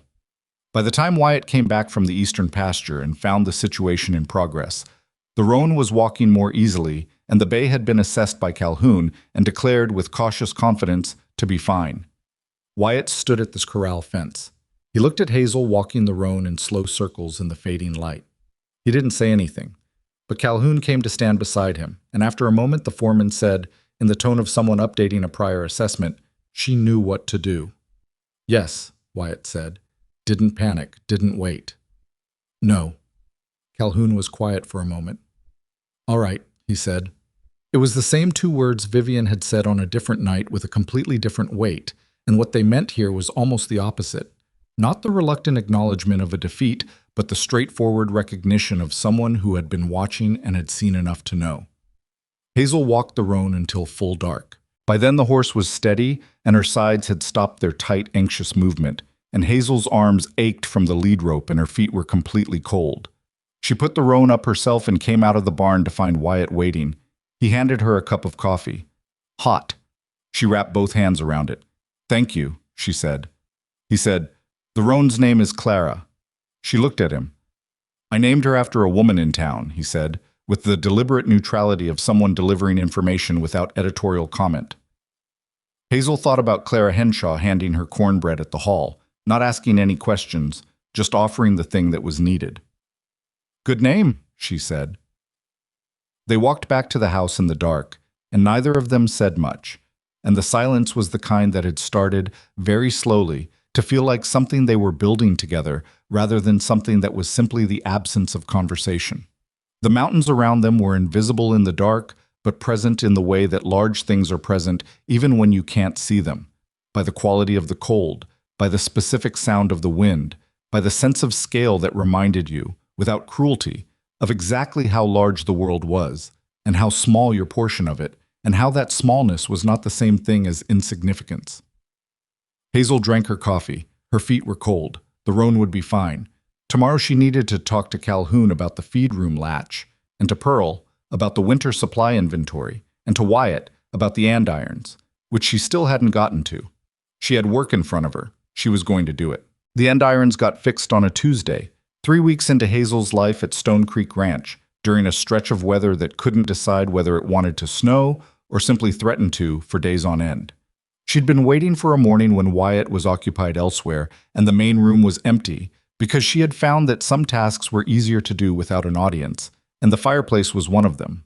It required lying on her back with her head partially in the firebox, which was not a dignified position, and she had enough new ground to cover at Stone Creek without adding undignified positions to the list of things people had witnessed. She got the angle on the damper adjusted in about 40 minutes. She came out of the fireplace with soot on her forehead and both forearms and tested the draw with a piece of paper, which rose and held the way it was supposed to. Pearl appeared in the doorway. "It's drawing," Pearl said, looking at the paper. "Yes," Hazel said. She sat up and assessed the damage to her sleeves. "He tried to fix that twice," Pearl said. "The first time he made it worse, and the second time he gave up and said the house needed to breathe anyway." Hazel looked at the fireplace. "It just needed the damper lever repositioned. Whoever built it set it at the wrong angle for this elevation." "I know. I told him that." "Did you tell him how to fix it?" "I told him what was wrong. He didn't ask how to fix it." Hazel wiped her forehead with the back of her wrist, which only moved the soot around. "Does he do that often? Not ask?" Pearl considered. "He knows what he knows," she said, which was careful and accurate and contained the full complexity of Wyatt Calloway in 6 words. "Fair enough," Hazel said. Pearl brought her a damp cloth without being asked. Hazel cleaned her arms and was grateful, and Pearl went back to the kitchen, and this was the shape of the thing developing between them. Not warm, not cold, but functional, and occasionally edging toward something more than that, which was, in Hazel's experience, the most reliable way for things between practical people to go. November came in with its teeth showing. The temperature dropped hard the first week of the month and stayed there, and the mountains closed in the way they did in real cold. Not dramatically, but steadily, the way a door swings shut, and then you're on the inside and everything outside the valley is theoretical. Hazel had braced for the isolation because Wyatt had told her about it, and because she was not someone who went into situations without thinking about what they would require. But knowing something and living inside it are different things, and the first week of November taught her that her preparations had been accurate but incomplete. It wasn't the cold itself. She could manage cold. It was the specific quality of the silence, not the absence of sound, because the ranch was never soundless, but the absence of the kind of human sound she'd grown up around, the proximity of other lives pressing against yours whether you wanted them to or not. In Black Ridge, you could hear the Hendersons' dog and Mrs. Aldridge's voice when she got emphatic in the late-night sound of the saloon 3 streets over. It was not a sound she had loved, but it was a sound she had not known she was using as a kind of ballast until it was gone. She said nothing about this to Wyatt, not because she was hiding it, but because she was still sorting out which of her adjustments were permanent conditions to be named and addressed, and which were temporary weather that would pass on its own. He noticed anyway. "You're quiet," he said one evening after supper, which was itself a statement that required some consideration, given that neither of them was a particularly talkative person. "I'm always quiet," she said. "Different quiet," he said. She looked at him across the table. I was cleaning his rifle with the focused, methodical attention he brought to maintenance tasks, and he said it without looking up, which was either tactful or simply his way of doing 2 things at once. "The silence takes some getting used to," she said. "It does." "You've gotten used to it." "Took about a year," he said. She absorbed this. "That's longer than I was hoping." He set down the cleaning cloth. He looked at her then, with that attention she had catalogued in Black Ridge, and was still learning the different varieties of. "What would help?" he said. She thought about it honestly. "I don't know yet. I'll figure it out." "You don't have to figure everything out alone," he said. It was said plainly, not as a reproach, but as a fact being restated because it hadn't been clearly received the first time he'd said it, which was, she recognized, the first week, when she'd been too busy being competent to hear it. "Old habit," she said. "I know." A pause. "The supply inventory," she said. I want to go through it with you this week. Not just what we have, what we'll need through March, and where the gaps are. He nodded. And I want to talk to Calhoun about the east pasture fencing. There are 2 sections I looked at last week that won't hold if we get heavy snow load. He knows about those sections. Does he have a repair plan? Wyatt paused. He has intentions. I'd like to see the intentions become a plan before it snows another foot, she said. The corner of his expression did the almost smile. I'll tell him you want to meet about it. Tell him I want to walk the sections with him, not just talk about it. He's going to say it's too cold to walk fence line. He can say whatever he wants, Hazel said. We're still walking it. Wyatt picked up the cleaning cloth again. All right, he said, and there was something in the way he said it that was different from the first week's all rights. Something that had weight and ease at the same time, the sound of a man who had stopped being uncertain about a decision he'd made. The fence walk happened Thursday. Calhoun did in fact say it was too cold, which Hazel received without comment and without changing the plan. And they walked the east pasture sections in weather that was 15 degrees and windy, and not particularly apologetic about either condition. He showed her the problem sections. She showed him what she'd observed, which was that the issues were not evenly distributed but clustered in 2 specific areas where water runoff had been undermining the post bases over multiple seasons. If we just replace the boards, we're doing this again in 2 years, she said. Calhoun looked at the post base she was indicating. He crouched down, looked at the ground, stood back up. You'd need to regrade the runoff, he said. Yes, and treat the bases before we reset them. It's a bigger job than just the boards, but it's the right job. He was quiet for a moment, looking at the fence line the way you look at a problem you've been managing instead of solving. We don't have the materials for that right now, he said. I know. I'm not saying do it today. I'm saying plan for it. When we're in town in December for the supply run, we add it to the list. Supply runs cost what they cost, he said. Wood treatment isn't cheap. Replacing the whole section in 2 years costs more, she said. He looked at her. He had the expression of a man who has just been out-argued on terrain he thought he knew better and who was deciding how to take it. You've done this kind of thing before, he said.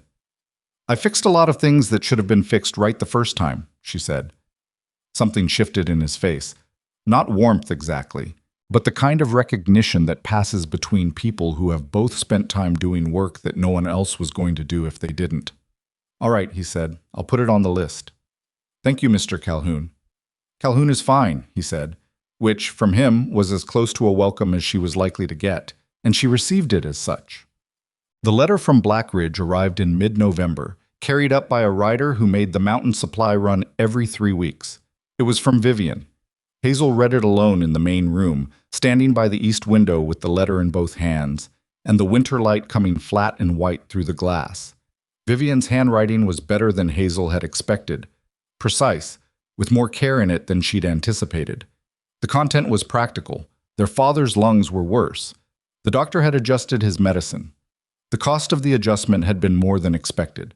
Vivian had managed it by selling the extra horse in the barn, which she asked Hazel to confirm was the right decision after the fact, which was the Vivian-shaped version of saying she hadn't known who else to ask.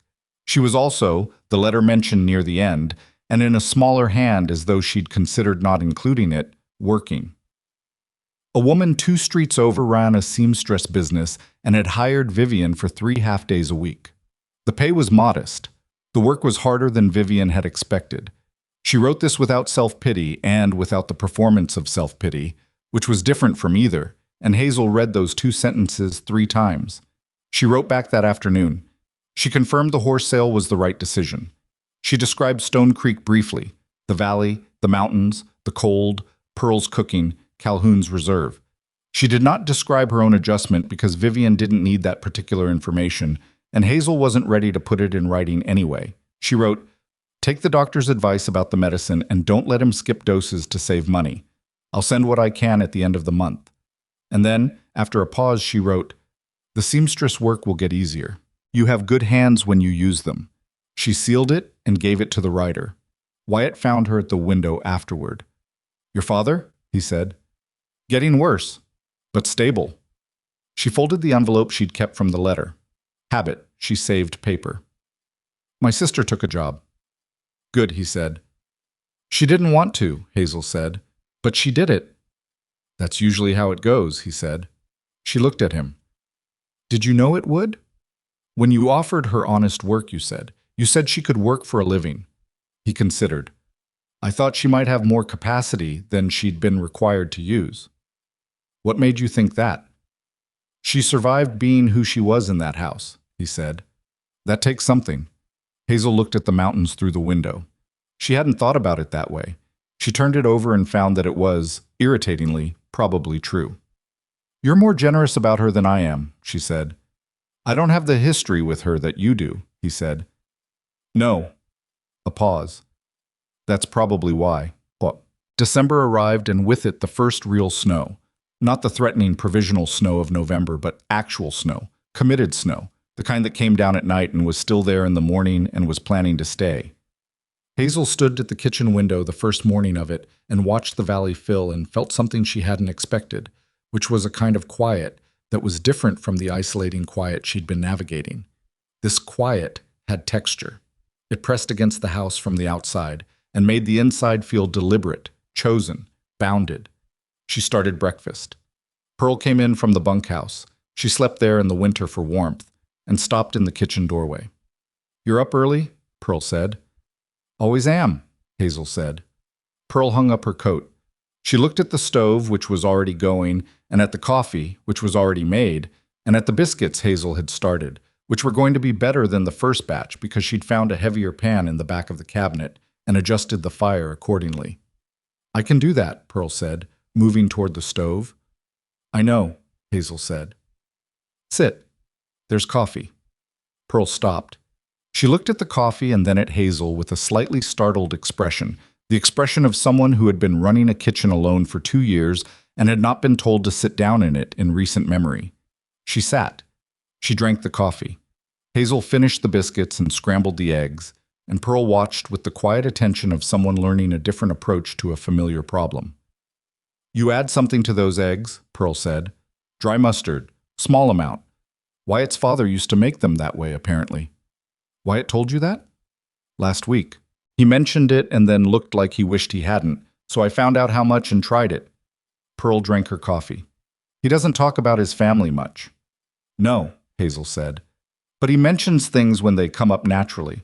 I'm learning to pay attention to those.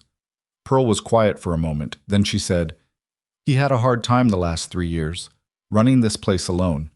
He didn't say that, but you could see it. I can see it, Hazel said, in the way the house was set up. All function and no. She searched for the word. No evidence anyone was resting in it, just working and sleeping and working again. Yes, Pearl said. I'm not trying to change everything, Hazel said. I just want there to be a fire in the main room sometimes. That's not because someone's cold, but because it's nice to sit by. Pearl looked at her for a long moment. Then she said, more quietly and with less reserve than she'd said anything before, That would be good. The blizzard came in February, and it came without the warning that a careful watch of the sky should have provided, which Calhoun would say afterward was because the conditions had been deceptive. A clear morning that turned within 4 hours into a driving, near-whiteout storm that came off the North Mountain face and hit the valley in a wall. Wyatt was in the eastern mountain pass with 4 of the hands, driving a section of cattle that had drifted too high in the previous week's mild spell.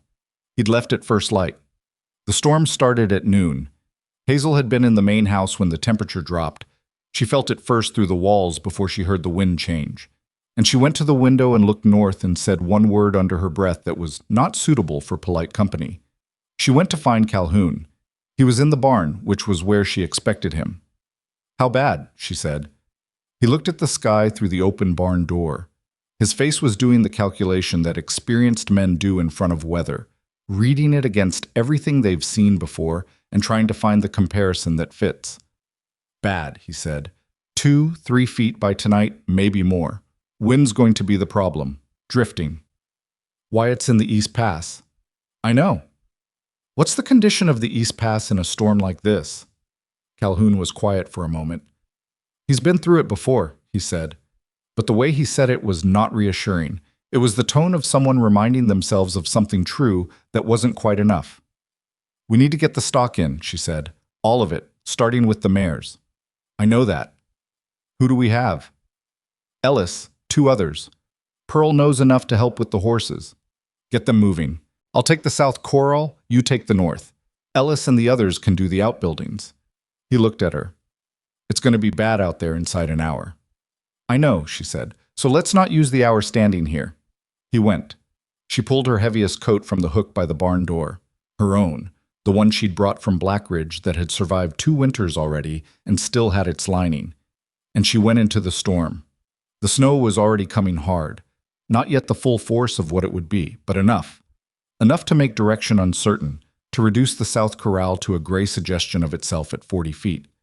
The horses were moving nervously, aware of the weather and the way of animals who have evolved to be afraid of exactly this. She took them in 2 at a time, methodical and fast, talking to them the way she'd talked to Clara the roan on the colic night. Low, steady, the sound of presence without demand. She lost feeling in her fingers inside the first half hour. She flexed them against the lead ropes and kept moving. By the time she had the south corral clear and the mares stalled, the wind had become the primary problem. It came in hard off the mountain face in gusts that pushed her sideways and drove snow into every gap in her clothing. She could see maybe 15 feet in front of her. She went back out for the workhorses. Ellis appeared out of the gray beside her, his face red, his hat jammed down so hard against the wind it had bent slightly. Mrs. Calloway, Calhoun says to come in. Get the roan and the gray from the east pen, she said. Don't leave them out. He says it's not safe to... Ellis. She looked at him through the snow. Get the roan and the gray. I'll meet you at the barn. He went. She found the last 2 workhorses in the north corner of the far pen, pressed against the fence in the particular way animals press against things when they're frightened. Not trying to get through, just trying to have something solid against them. She got the first one's halter on, with hands she could barely feel. Got him moving. The second one didn't want to move. He was a big gray draft horse named Marshall, who was usually agreeable and was currently the opposite, planted with all his considerable weight and showing the whites of his eyes. Marshall, she said, low, even. Come on now. He blew out hard through his nose. I know, she said. I know it's bad. Come on. She put her shoulder against his neck and pushed.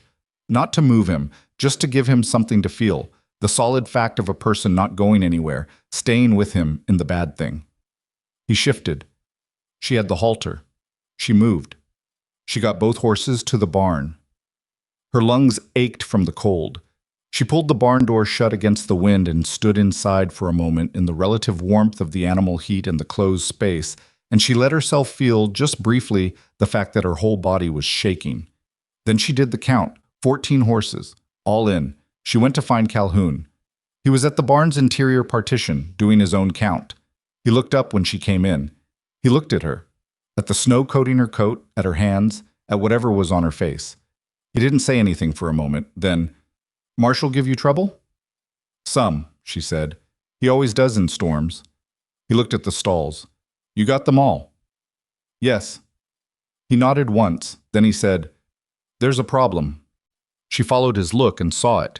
The south-facing side of the barn, the large horse barn, which was the original structure on the property and the oldest.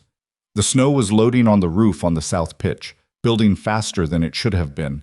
And the reason was visible when you looked at the ridgeline. It was sagging. Not structurally failing, not yet, but sagging with the weight in a way that indicated the interior support on that side was compromised. When did that happen? She said. The rot in the center post. I've known about it, Calhoun said, with the tone of a man confessing something. I meant to replace it before winter.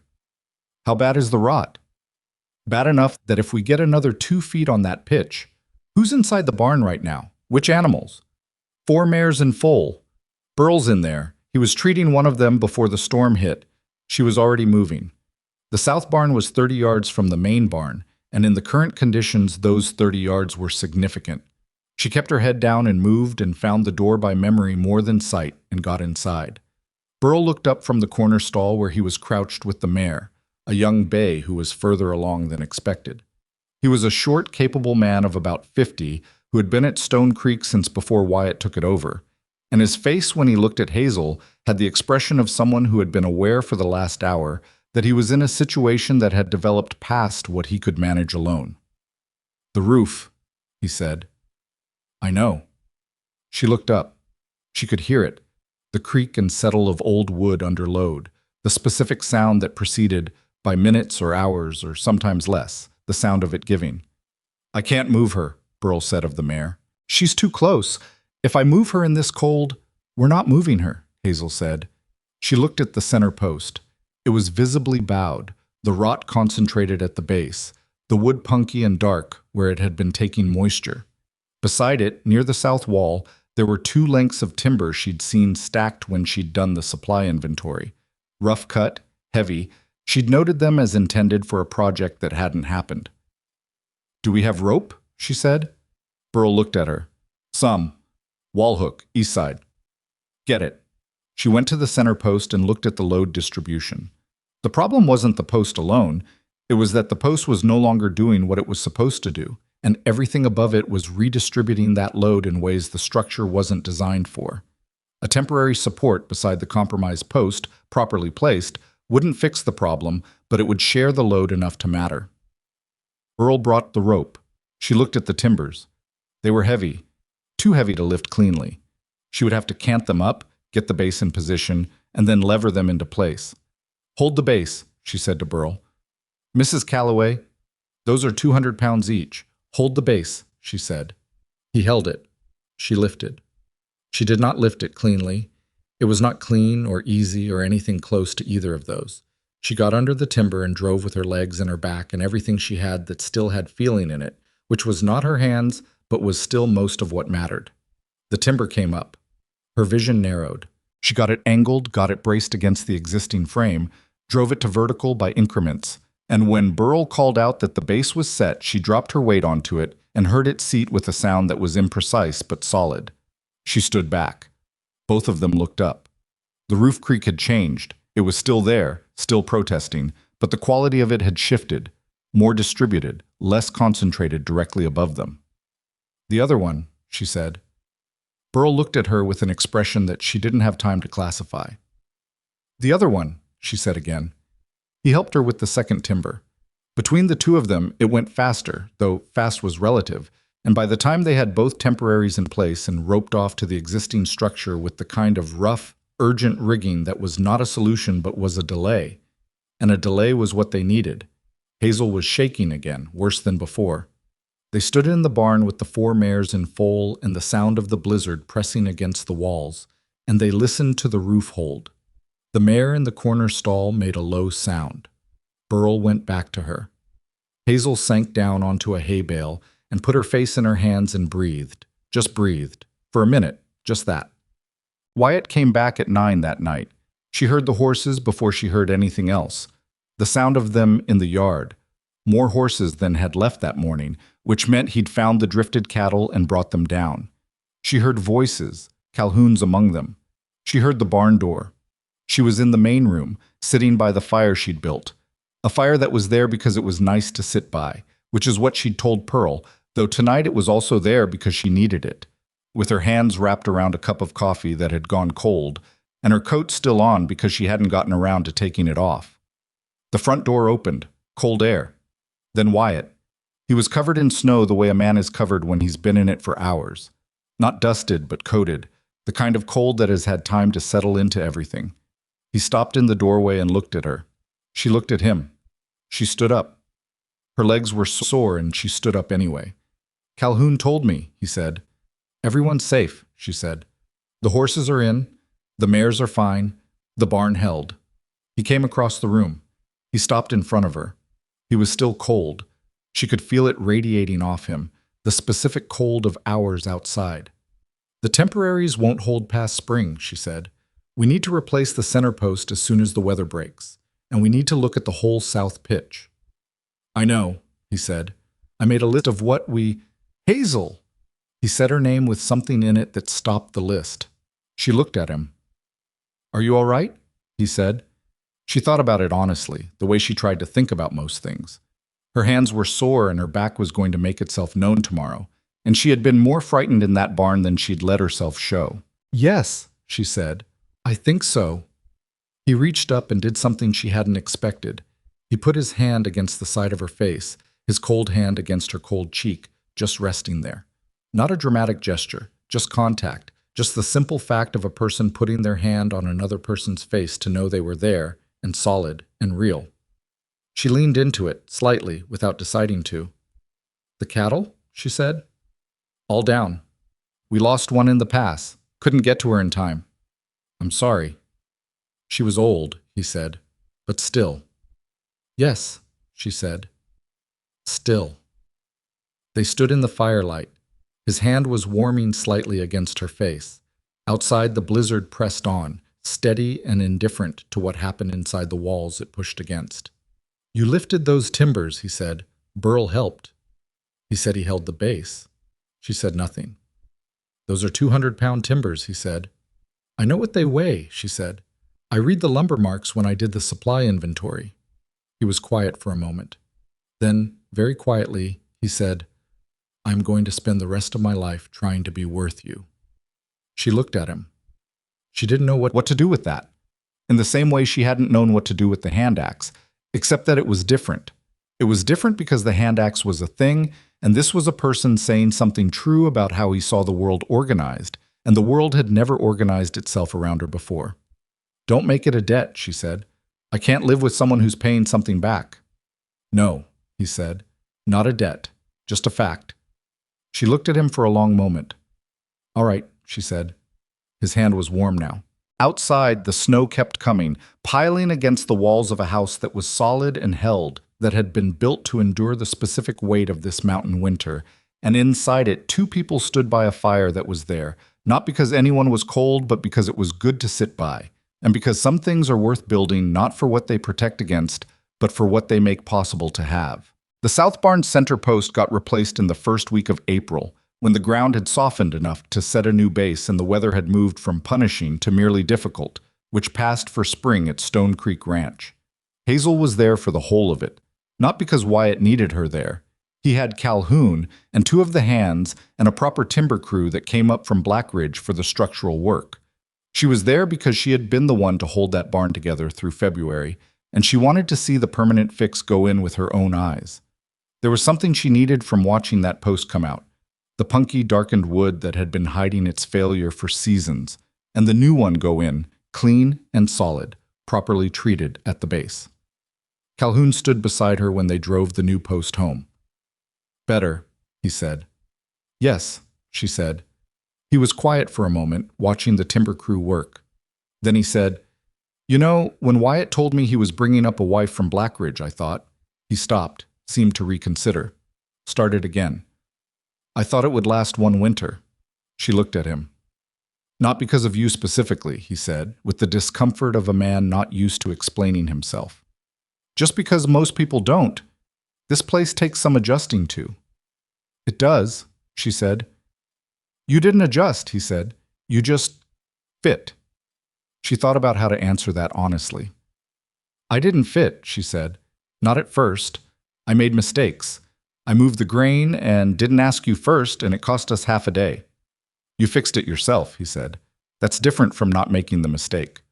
He looked at her sideways, in the way he'd developed over the winter, a kind of lateral regard that was as close to direct acknowledgement as Calhoun usually got. "Fair enough," he said. "But you did fix it." The post crew called out for the final measurement check.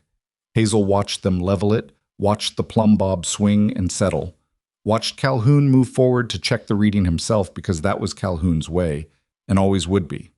The post was true. She thought about the night in February when she'd stood under the sagging roof and decided to lift the timber rather than leave the barn. And she thought about the fact that she hadn't decided it so much as simply done it. Because the alternative was horses in foal in a collapsing structure, and that was not acceptable, and so there had been nothing else to do.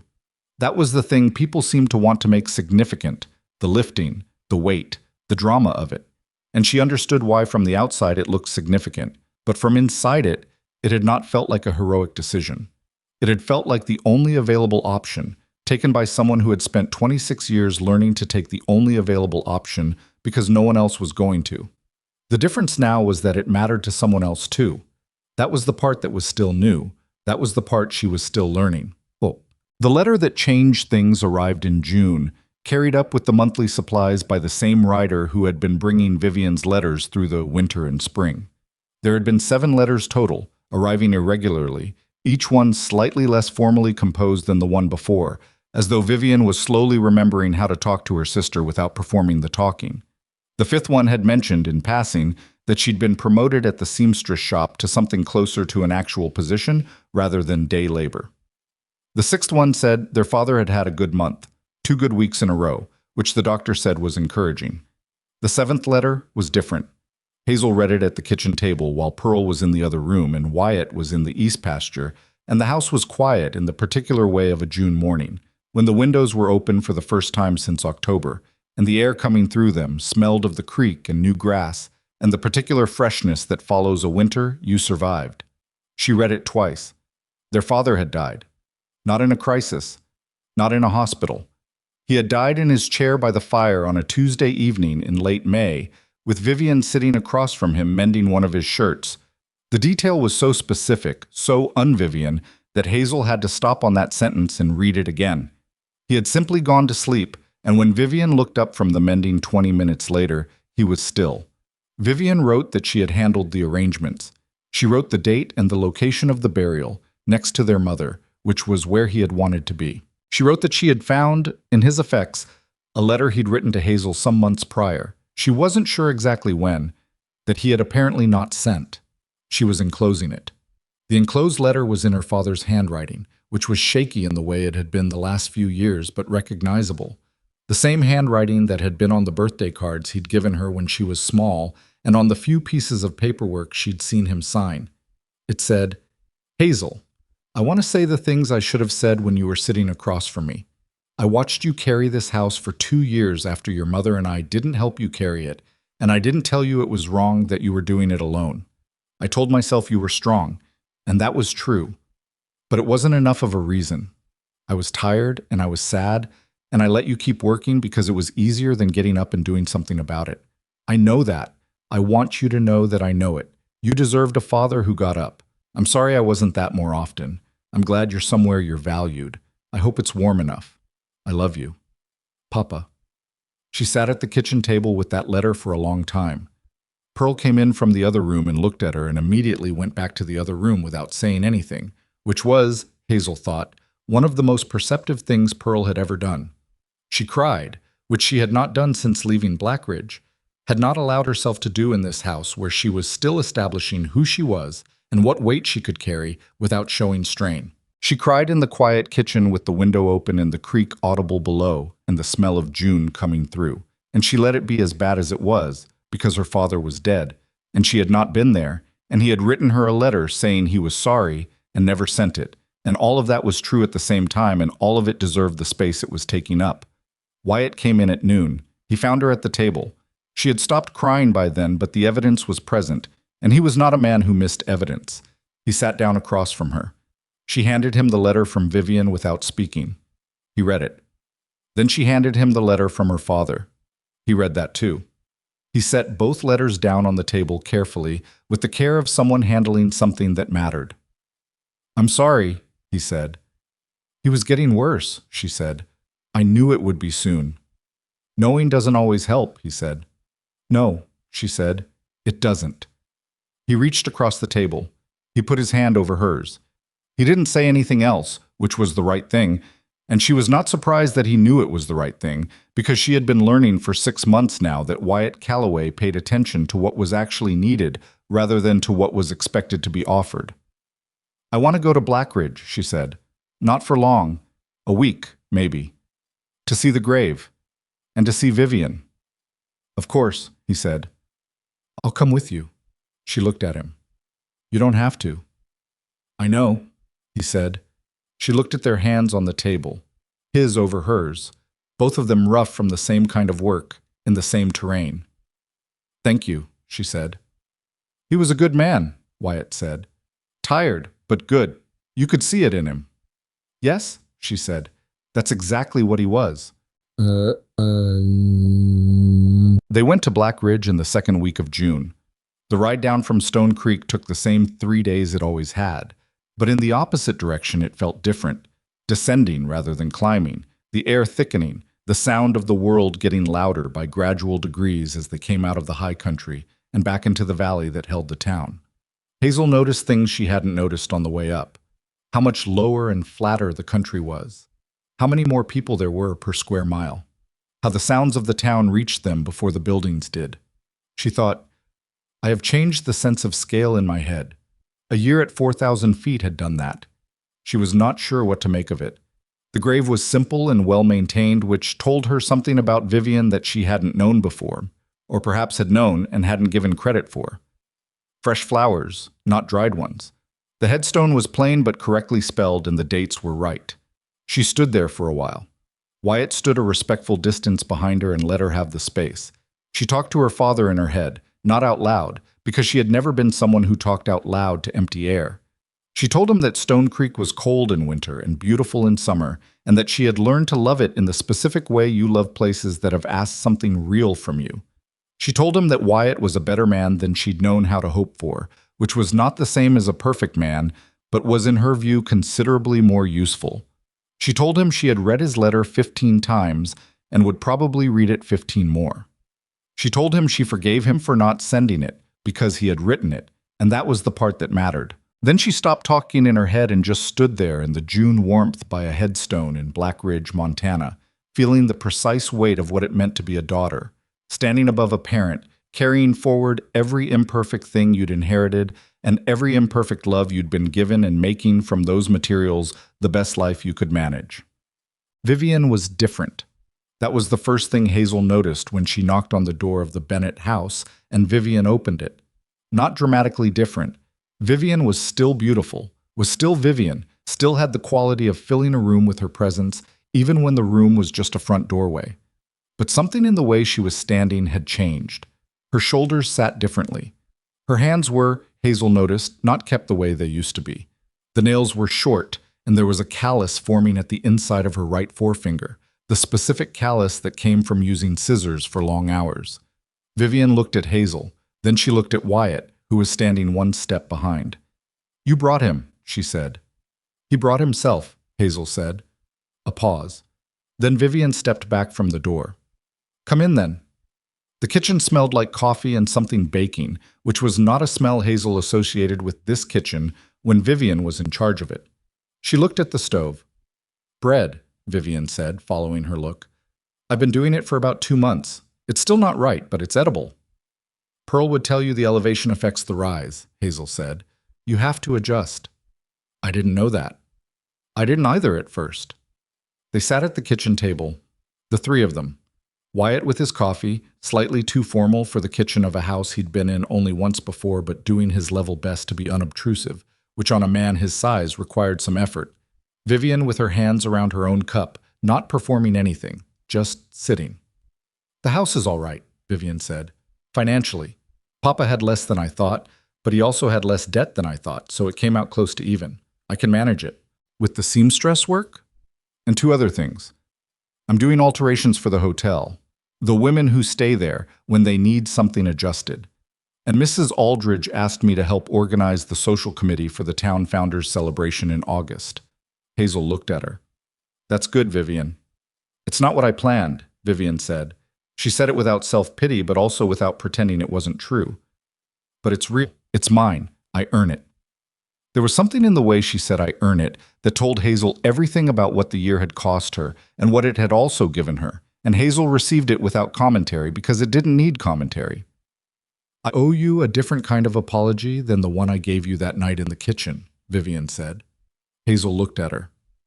"That one was true," Vivian continued, "but it was also small. It was just about that week, about what I did while Wyatt was visiting. It wasn't about the years before that." She pressed her hands flat on the table. "I made you a servant in your own home, for years. I told myself it was just how things worked, that you were good at it, and I wasn't, so it made sense. But that's not a reason. That's just a person taking what's available because they can." Hazel said nothing. "I'm not asking you to tell me it's fine," Vivian said. "I know it wasn't fine. I just needed to say it plainly, out loud, with him here even." She glanced at Wyatt briefly. "So there's a witness." Hazel looked at her sister. The callus on her forefinger, the bread in the oven, the way she was sitting. "I hear you," Hazel said. That's all? What do you want me to say? Vivian was quiet for a moment. I don't know, she said. I suppose I thought you'd either forgive me completely or tell me it was too late. It's not too late, Hazel said, and I don't forgive things completely. That's not how I work. But I'm here, and I came, and I'll come back. She paused. That's what I have. Vivian looked at her for a long moment. That's more than I gave you, she said. Yes, Hazel said. It is. They drank their coffee. After a while, the bread finished, and Vivian took it out, and it was, as she'd said, not quite right. A little dense, the crust harder than ideal. They ate it anyway with butter that was good, and the bread was fine, just fine, imperfect and real, and made by someone who was learning. They stayed 4 days. On the second day, Clara Henshaw came to the house and sat in the kitchen for 2 hours and talked with the forthright, practical warmth that Hazel had forgotten she'd missed until she was sitting across from it again. Clara had opinions about everything that had happened in the year, delivered in the specific order of their importance to her, which was not necessarily the order anyone else would have chosen, but was thorough. She told Hazel she looked good. She told Wyatt he looked like someone who was being well managed. Wyatt said he preferred the word partnered. Clara said they were frequently the same thing when done right. Hazel laughed. Not politely. Actually laughed, the way she rarely let herself. The way that started unexpectedly and ran a little past where she'd intended it to go. Wyatt looked at her when she laughed. Just looked. With something in his face that had no name she'd found yet, but that she recognized now as his version of the thing she felt when she woke up on a clear morning at Stone Creek and looked at the mountains from the east window. On the third day, she walked to the east fence at the corner lot. The fence she'd spent 2 weeks repairing post by post the previous autumn before everything changed. She looked at her work. It had held. All 6 posts, still true, still angled the way she'd driven them to account for the ground settling. The boards were weathered now, but solid. She stood there for a while. She thought about the woman who had driven those posts, who had gotten up before dawn and made breakfast she didn't eat and gone out in the cold to fix things because they needed fixing, and who had done it without thinking of it as suffering because she didn't yet have a comparison to know what it cost her. She thought about this fact that the posts held. She had made something that held without anyone asking her to and without anyone seeing her do it. And it had held anyway, through a winter and into a summer, exactly the way she'd intended. There was something in that, something she'd been trying to put into words for a year and was only now, standing at this fence in the June sun, getting close to. The work didn't need an audience to be real. The competence wasn't less real because no one was measuring it. The life she'd been living before Wyatt Calloway rode up the road had not been a waiting room. It had been a life. Impoverished in some ways, yes. Unfair in several ways, clearly.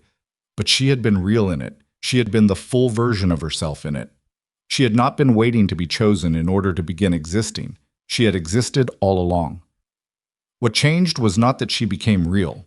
What changed was that someone else could finally see what had been there the whole time.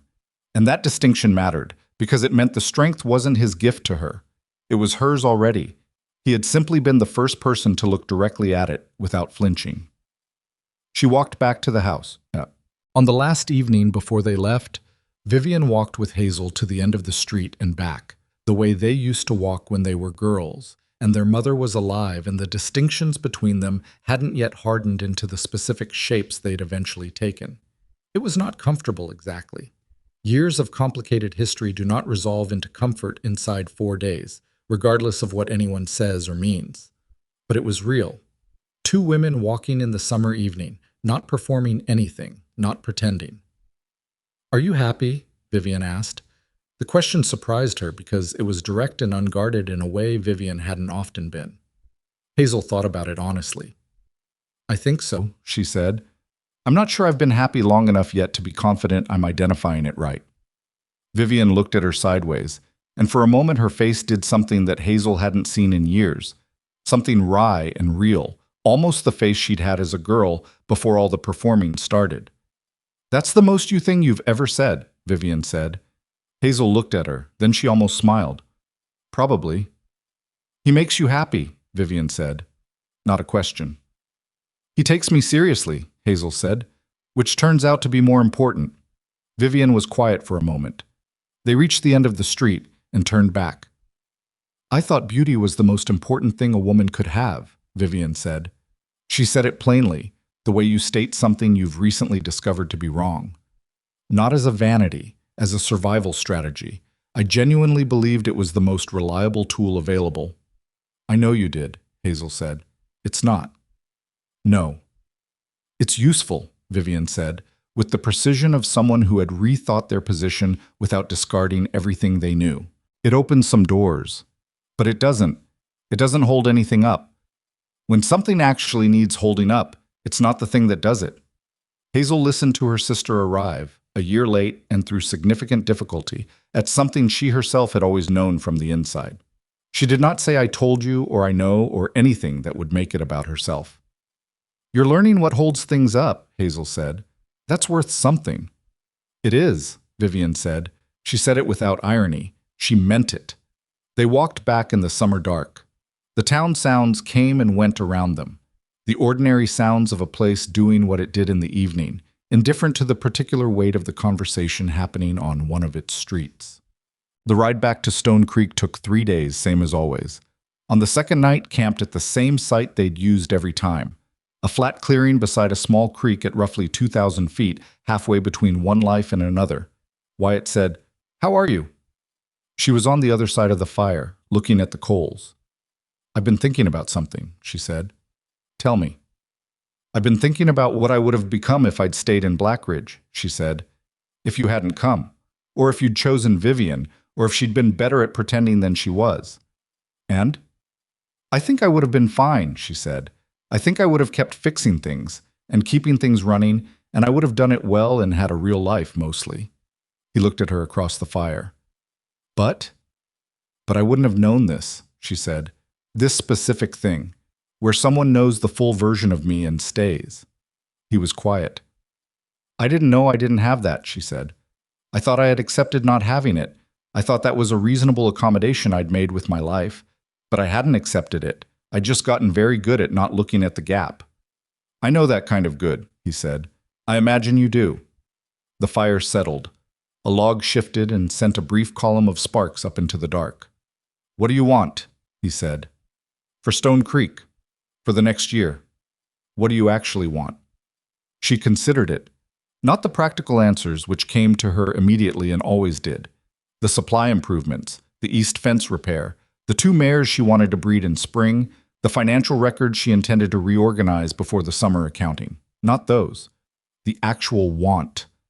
"I want there to be a vegetable garden," she said. "A real one. Not for the ranch finances. Just because I want to grow something." He nodded. "And I want Pearl to have help in the kitchen during the winter rush. She won't ask for it, so I'll need to arrange it before she needs it, or she'll refuse." "I know she will." "And I want—" She stopped, looked at the fire. "I want there to be a room that's mine. Not our room, mine. Where I can think without being useful to anyone for an hour." He looked at her. "The back room, off the study. I've been using it for storage." "I know. I've had my eye on it." "It's yours," he said. "Just like that." "Just like that," he said. "You don't have to negotiate for things you need, Hazel." She looked at him across the fire. 6 months ago, she would have argued with that, would have said she was used to negotiating, that it wasn't a hardship. Now she understood it differently. It wasn't that negotiating was a hardship. It was that a life spent negotiating for the most basic recognitions leaves a specific kind of tiredness in you, and she had been carrying that tiredness for so long she'd stopped registering it as weight. "All right," she said. They sat in the dark with the fire between them. "Wyatt," she said. "You said you were going to spend the rest of your life trying to be worth me." He looked up. "I did say that." "I want to revise that," she said. "Not because it was a good thing to say. But I want to revise it. I don't want you trying to be worth me. I want us to be trying to be worth the life we're building. Together. Not one of us earning the other. Both of us earning the thing." He was quiet for a long moment. "That's better," he said. "Yes," she said. "I think so." They came over the ridge above Stone Creek on the afternoon of the 3rd day, the same ridge she'd come over the first time, the same view spreading below. The valley, the creek, The main house on its rise, the barn that now had a new center post she'd watched go in herself. She pulled up her horse at the top, same as the first time. It looked different now. Not because it had changed significantly. A season's difference in the grass, the snowpack on the mountains lower than it had been in winter, some new post rails she and Calhoun had put in along the east fence in March. Nothing dramatic. It looked different because she was different, because she had been here for 8 months, and she knew now what she hadn't known the first time looking at it. The specific cold of February in that valley, the exact sound the south barn made in a wind load, the way the creek ran high in April and low in August, the name of every horse in every hand, the particular way Calhoun nodded when he'd changed his mind about something but didn't want to announce it, the way Pearl left coffee on the stove when she thought someone needed it without being asked. She knew this place now. She had put her hands into it, and it had put its weight back into her, and the exchange had made her more of what she already was. Wyatt rode up beside her and stopped. "Home," he said. "Yes," she said. She looked at the valley for another moment, at the mountains past it, at the size of all of it, which was still the same size it had always been, and which she had, over the course of a hard and real and genuinely hers year, stopped finding diminishing. She thought about the fence post in Black Ridge. She thought about lifting the timber in the south barn. She thought about her father's letter and the callus on Vivian's finger and the cornbread Clara Henshaw had handed her without asking any questions. She thought about all the things she had held up without knowing she was strong enough to hold them, and about the long work of learning that strength like that doesn't come from anywhere outside yourself. It doesn't come from being chosen or recognized or finally seen, though those things matter. Those things are not nothing. It comes from the carrying itself, from every fence post driven into frozen ground before anyone was watching, from every cold morning you got up for anyway, from every time you fixed the thing that needed fixing because you were the one who was there. The strength was always hers. Had been hers in the storage room with one candle and a blanket with a worn patch at the center. Had been hers in the kitchen making breakfast she didn't eat. Had been hers at every moment she had endured and persisted and done the next necessary thing. What changed was not the strength. What changed was that she finally stopped apologizing for having it. She put her heels to her horse and rode down into the valley. Below, Pearl was coming out of the kitchen door with something in her hand, shading her eyes against the afternoon light to see who was coming down the ridge. Ellis came out of the barn. Calhoun appeared at the corral fence, assessed the incoming riders for about 2 seconds, and went back to what he was doing, because that was Calhoun, and he had already confirmed what he needed to know. The roan mare, Clara, lifted her head in the pasture and watched them come. It was not a perfect life. It was cold in winter and exhausting in its demands, and some days the work was hard past what felt manageable, and some days the isolation pressed in like weather, and some days she and Wyatt said the wrong things to each other and had to find their way back from them, which took effort and wasn't always graceful. But it was real, and it was hers. And every morning she woke in the east-facing bedroom with the light coming first through the window she'd chosen, and she knew where she was, and she knew who was beside her, and she knew what the day was going to ask of her. And she was ready for it. That was enough. That was in fact more than enough. That was what a life looked like when you stopped waiting to be worthy of it and simply got up and lived it, one cold morning at a time, one fence post at a time. Until one day you looked up and realized the thing you'd built while no one was watching had become something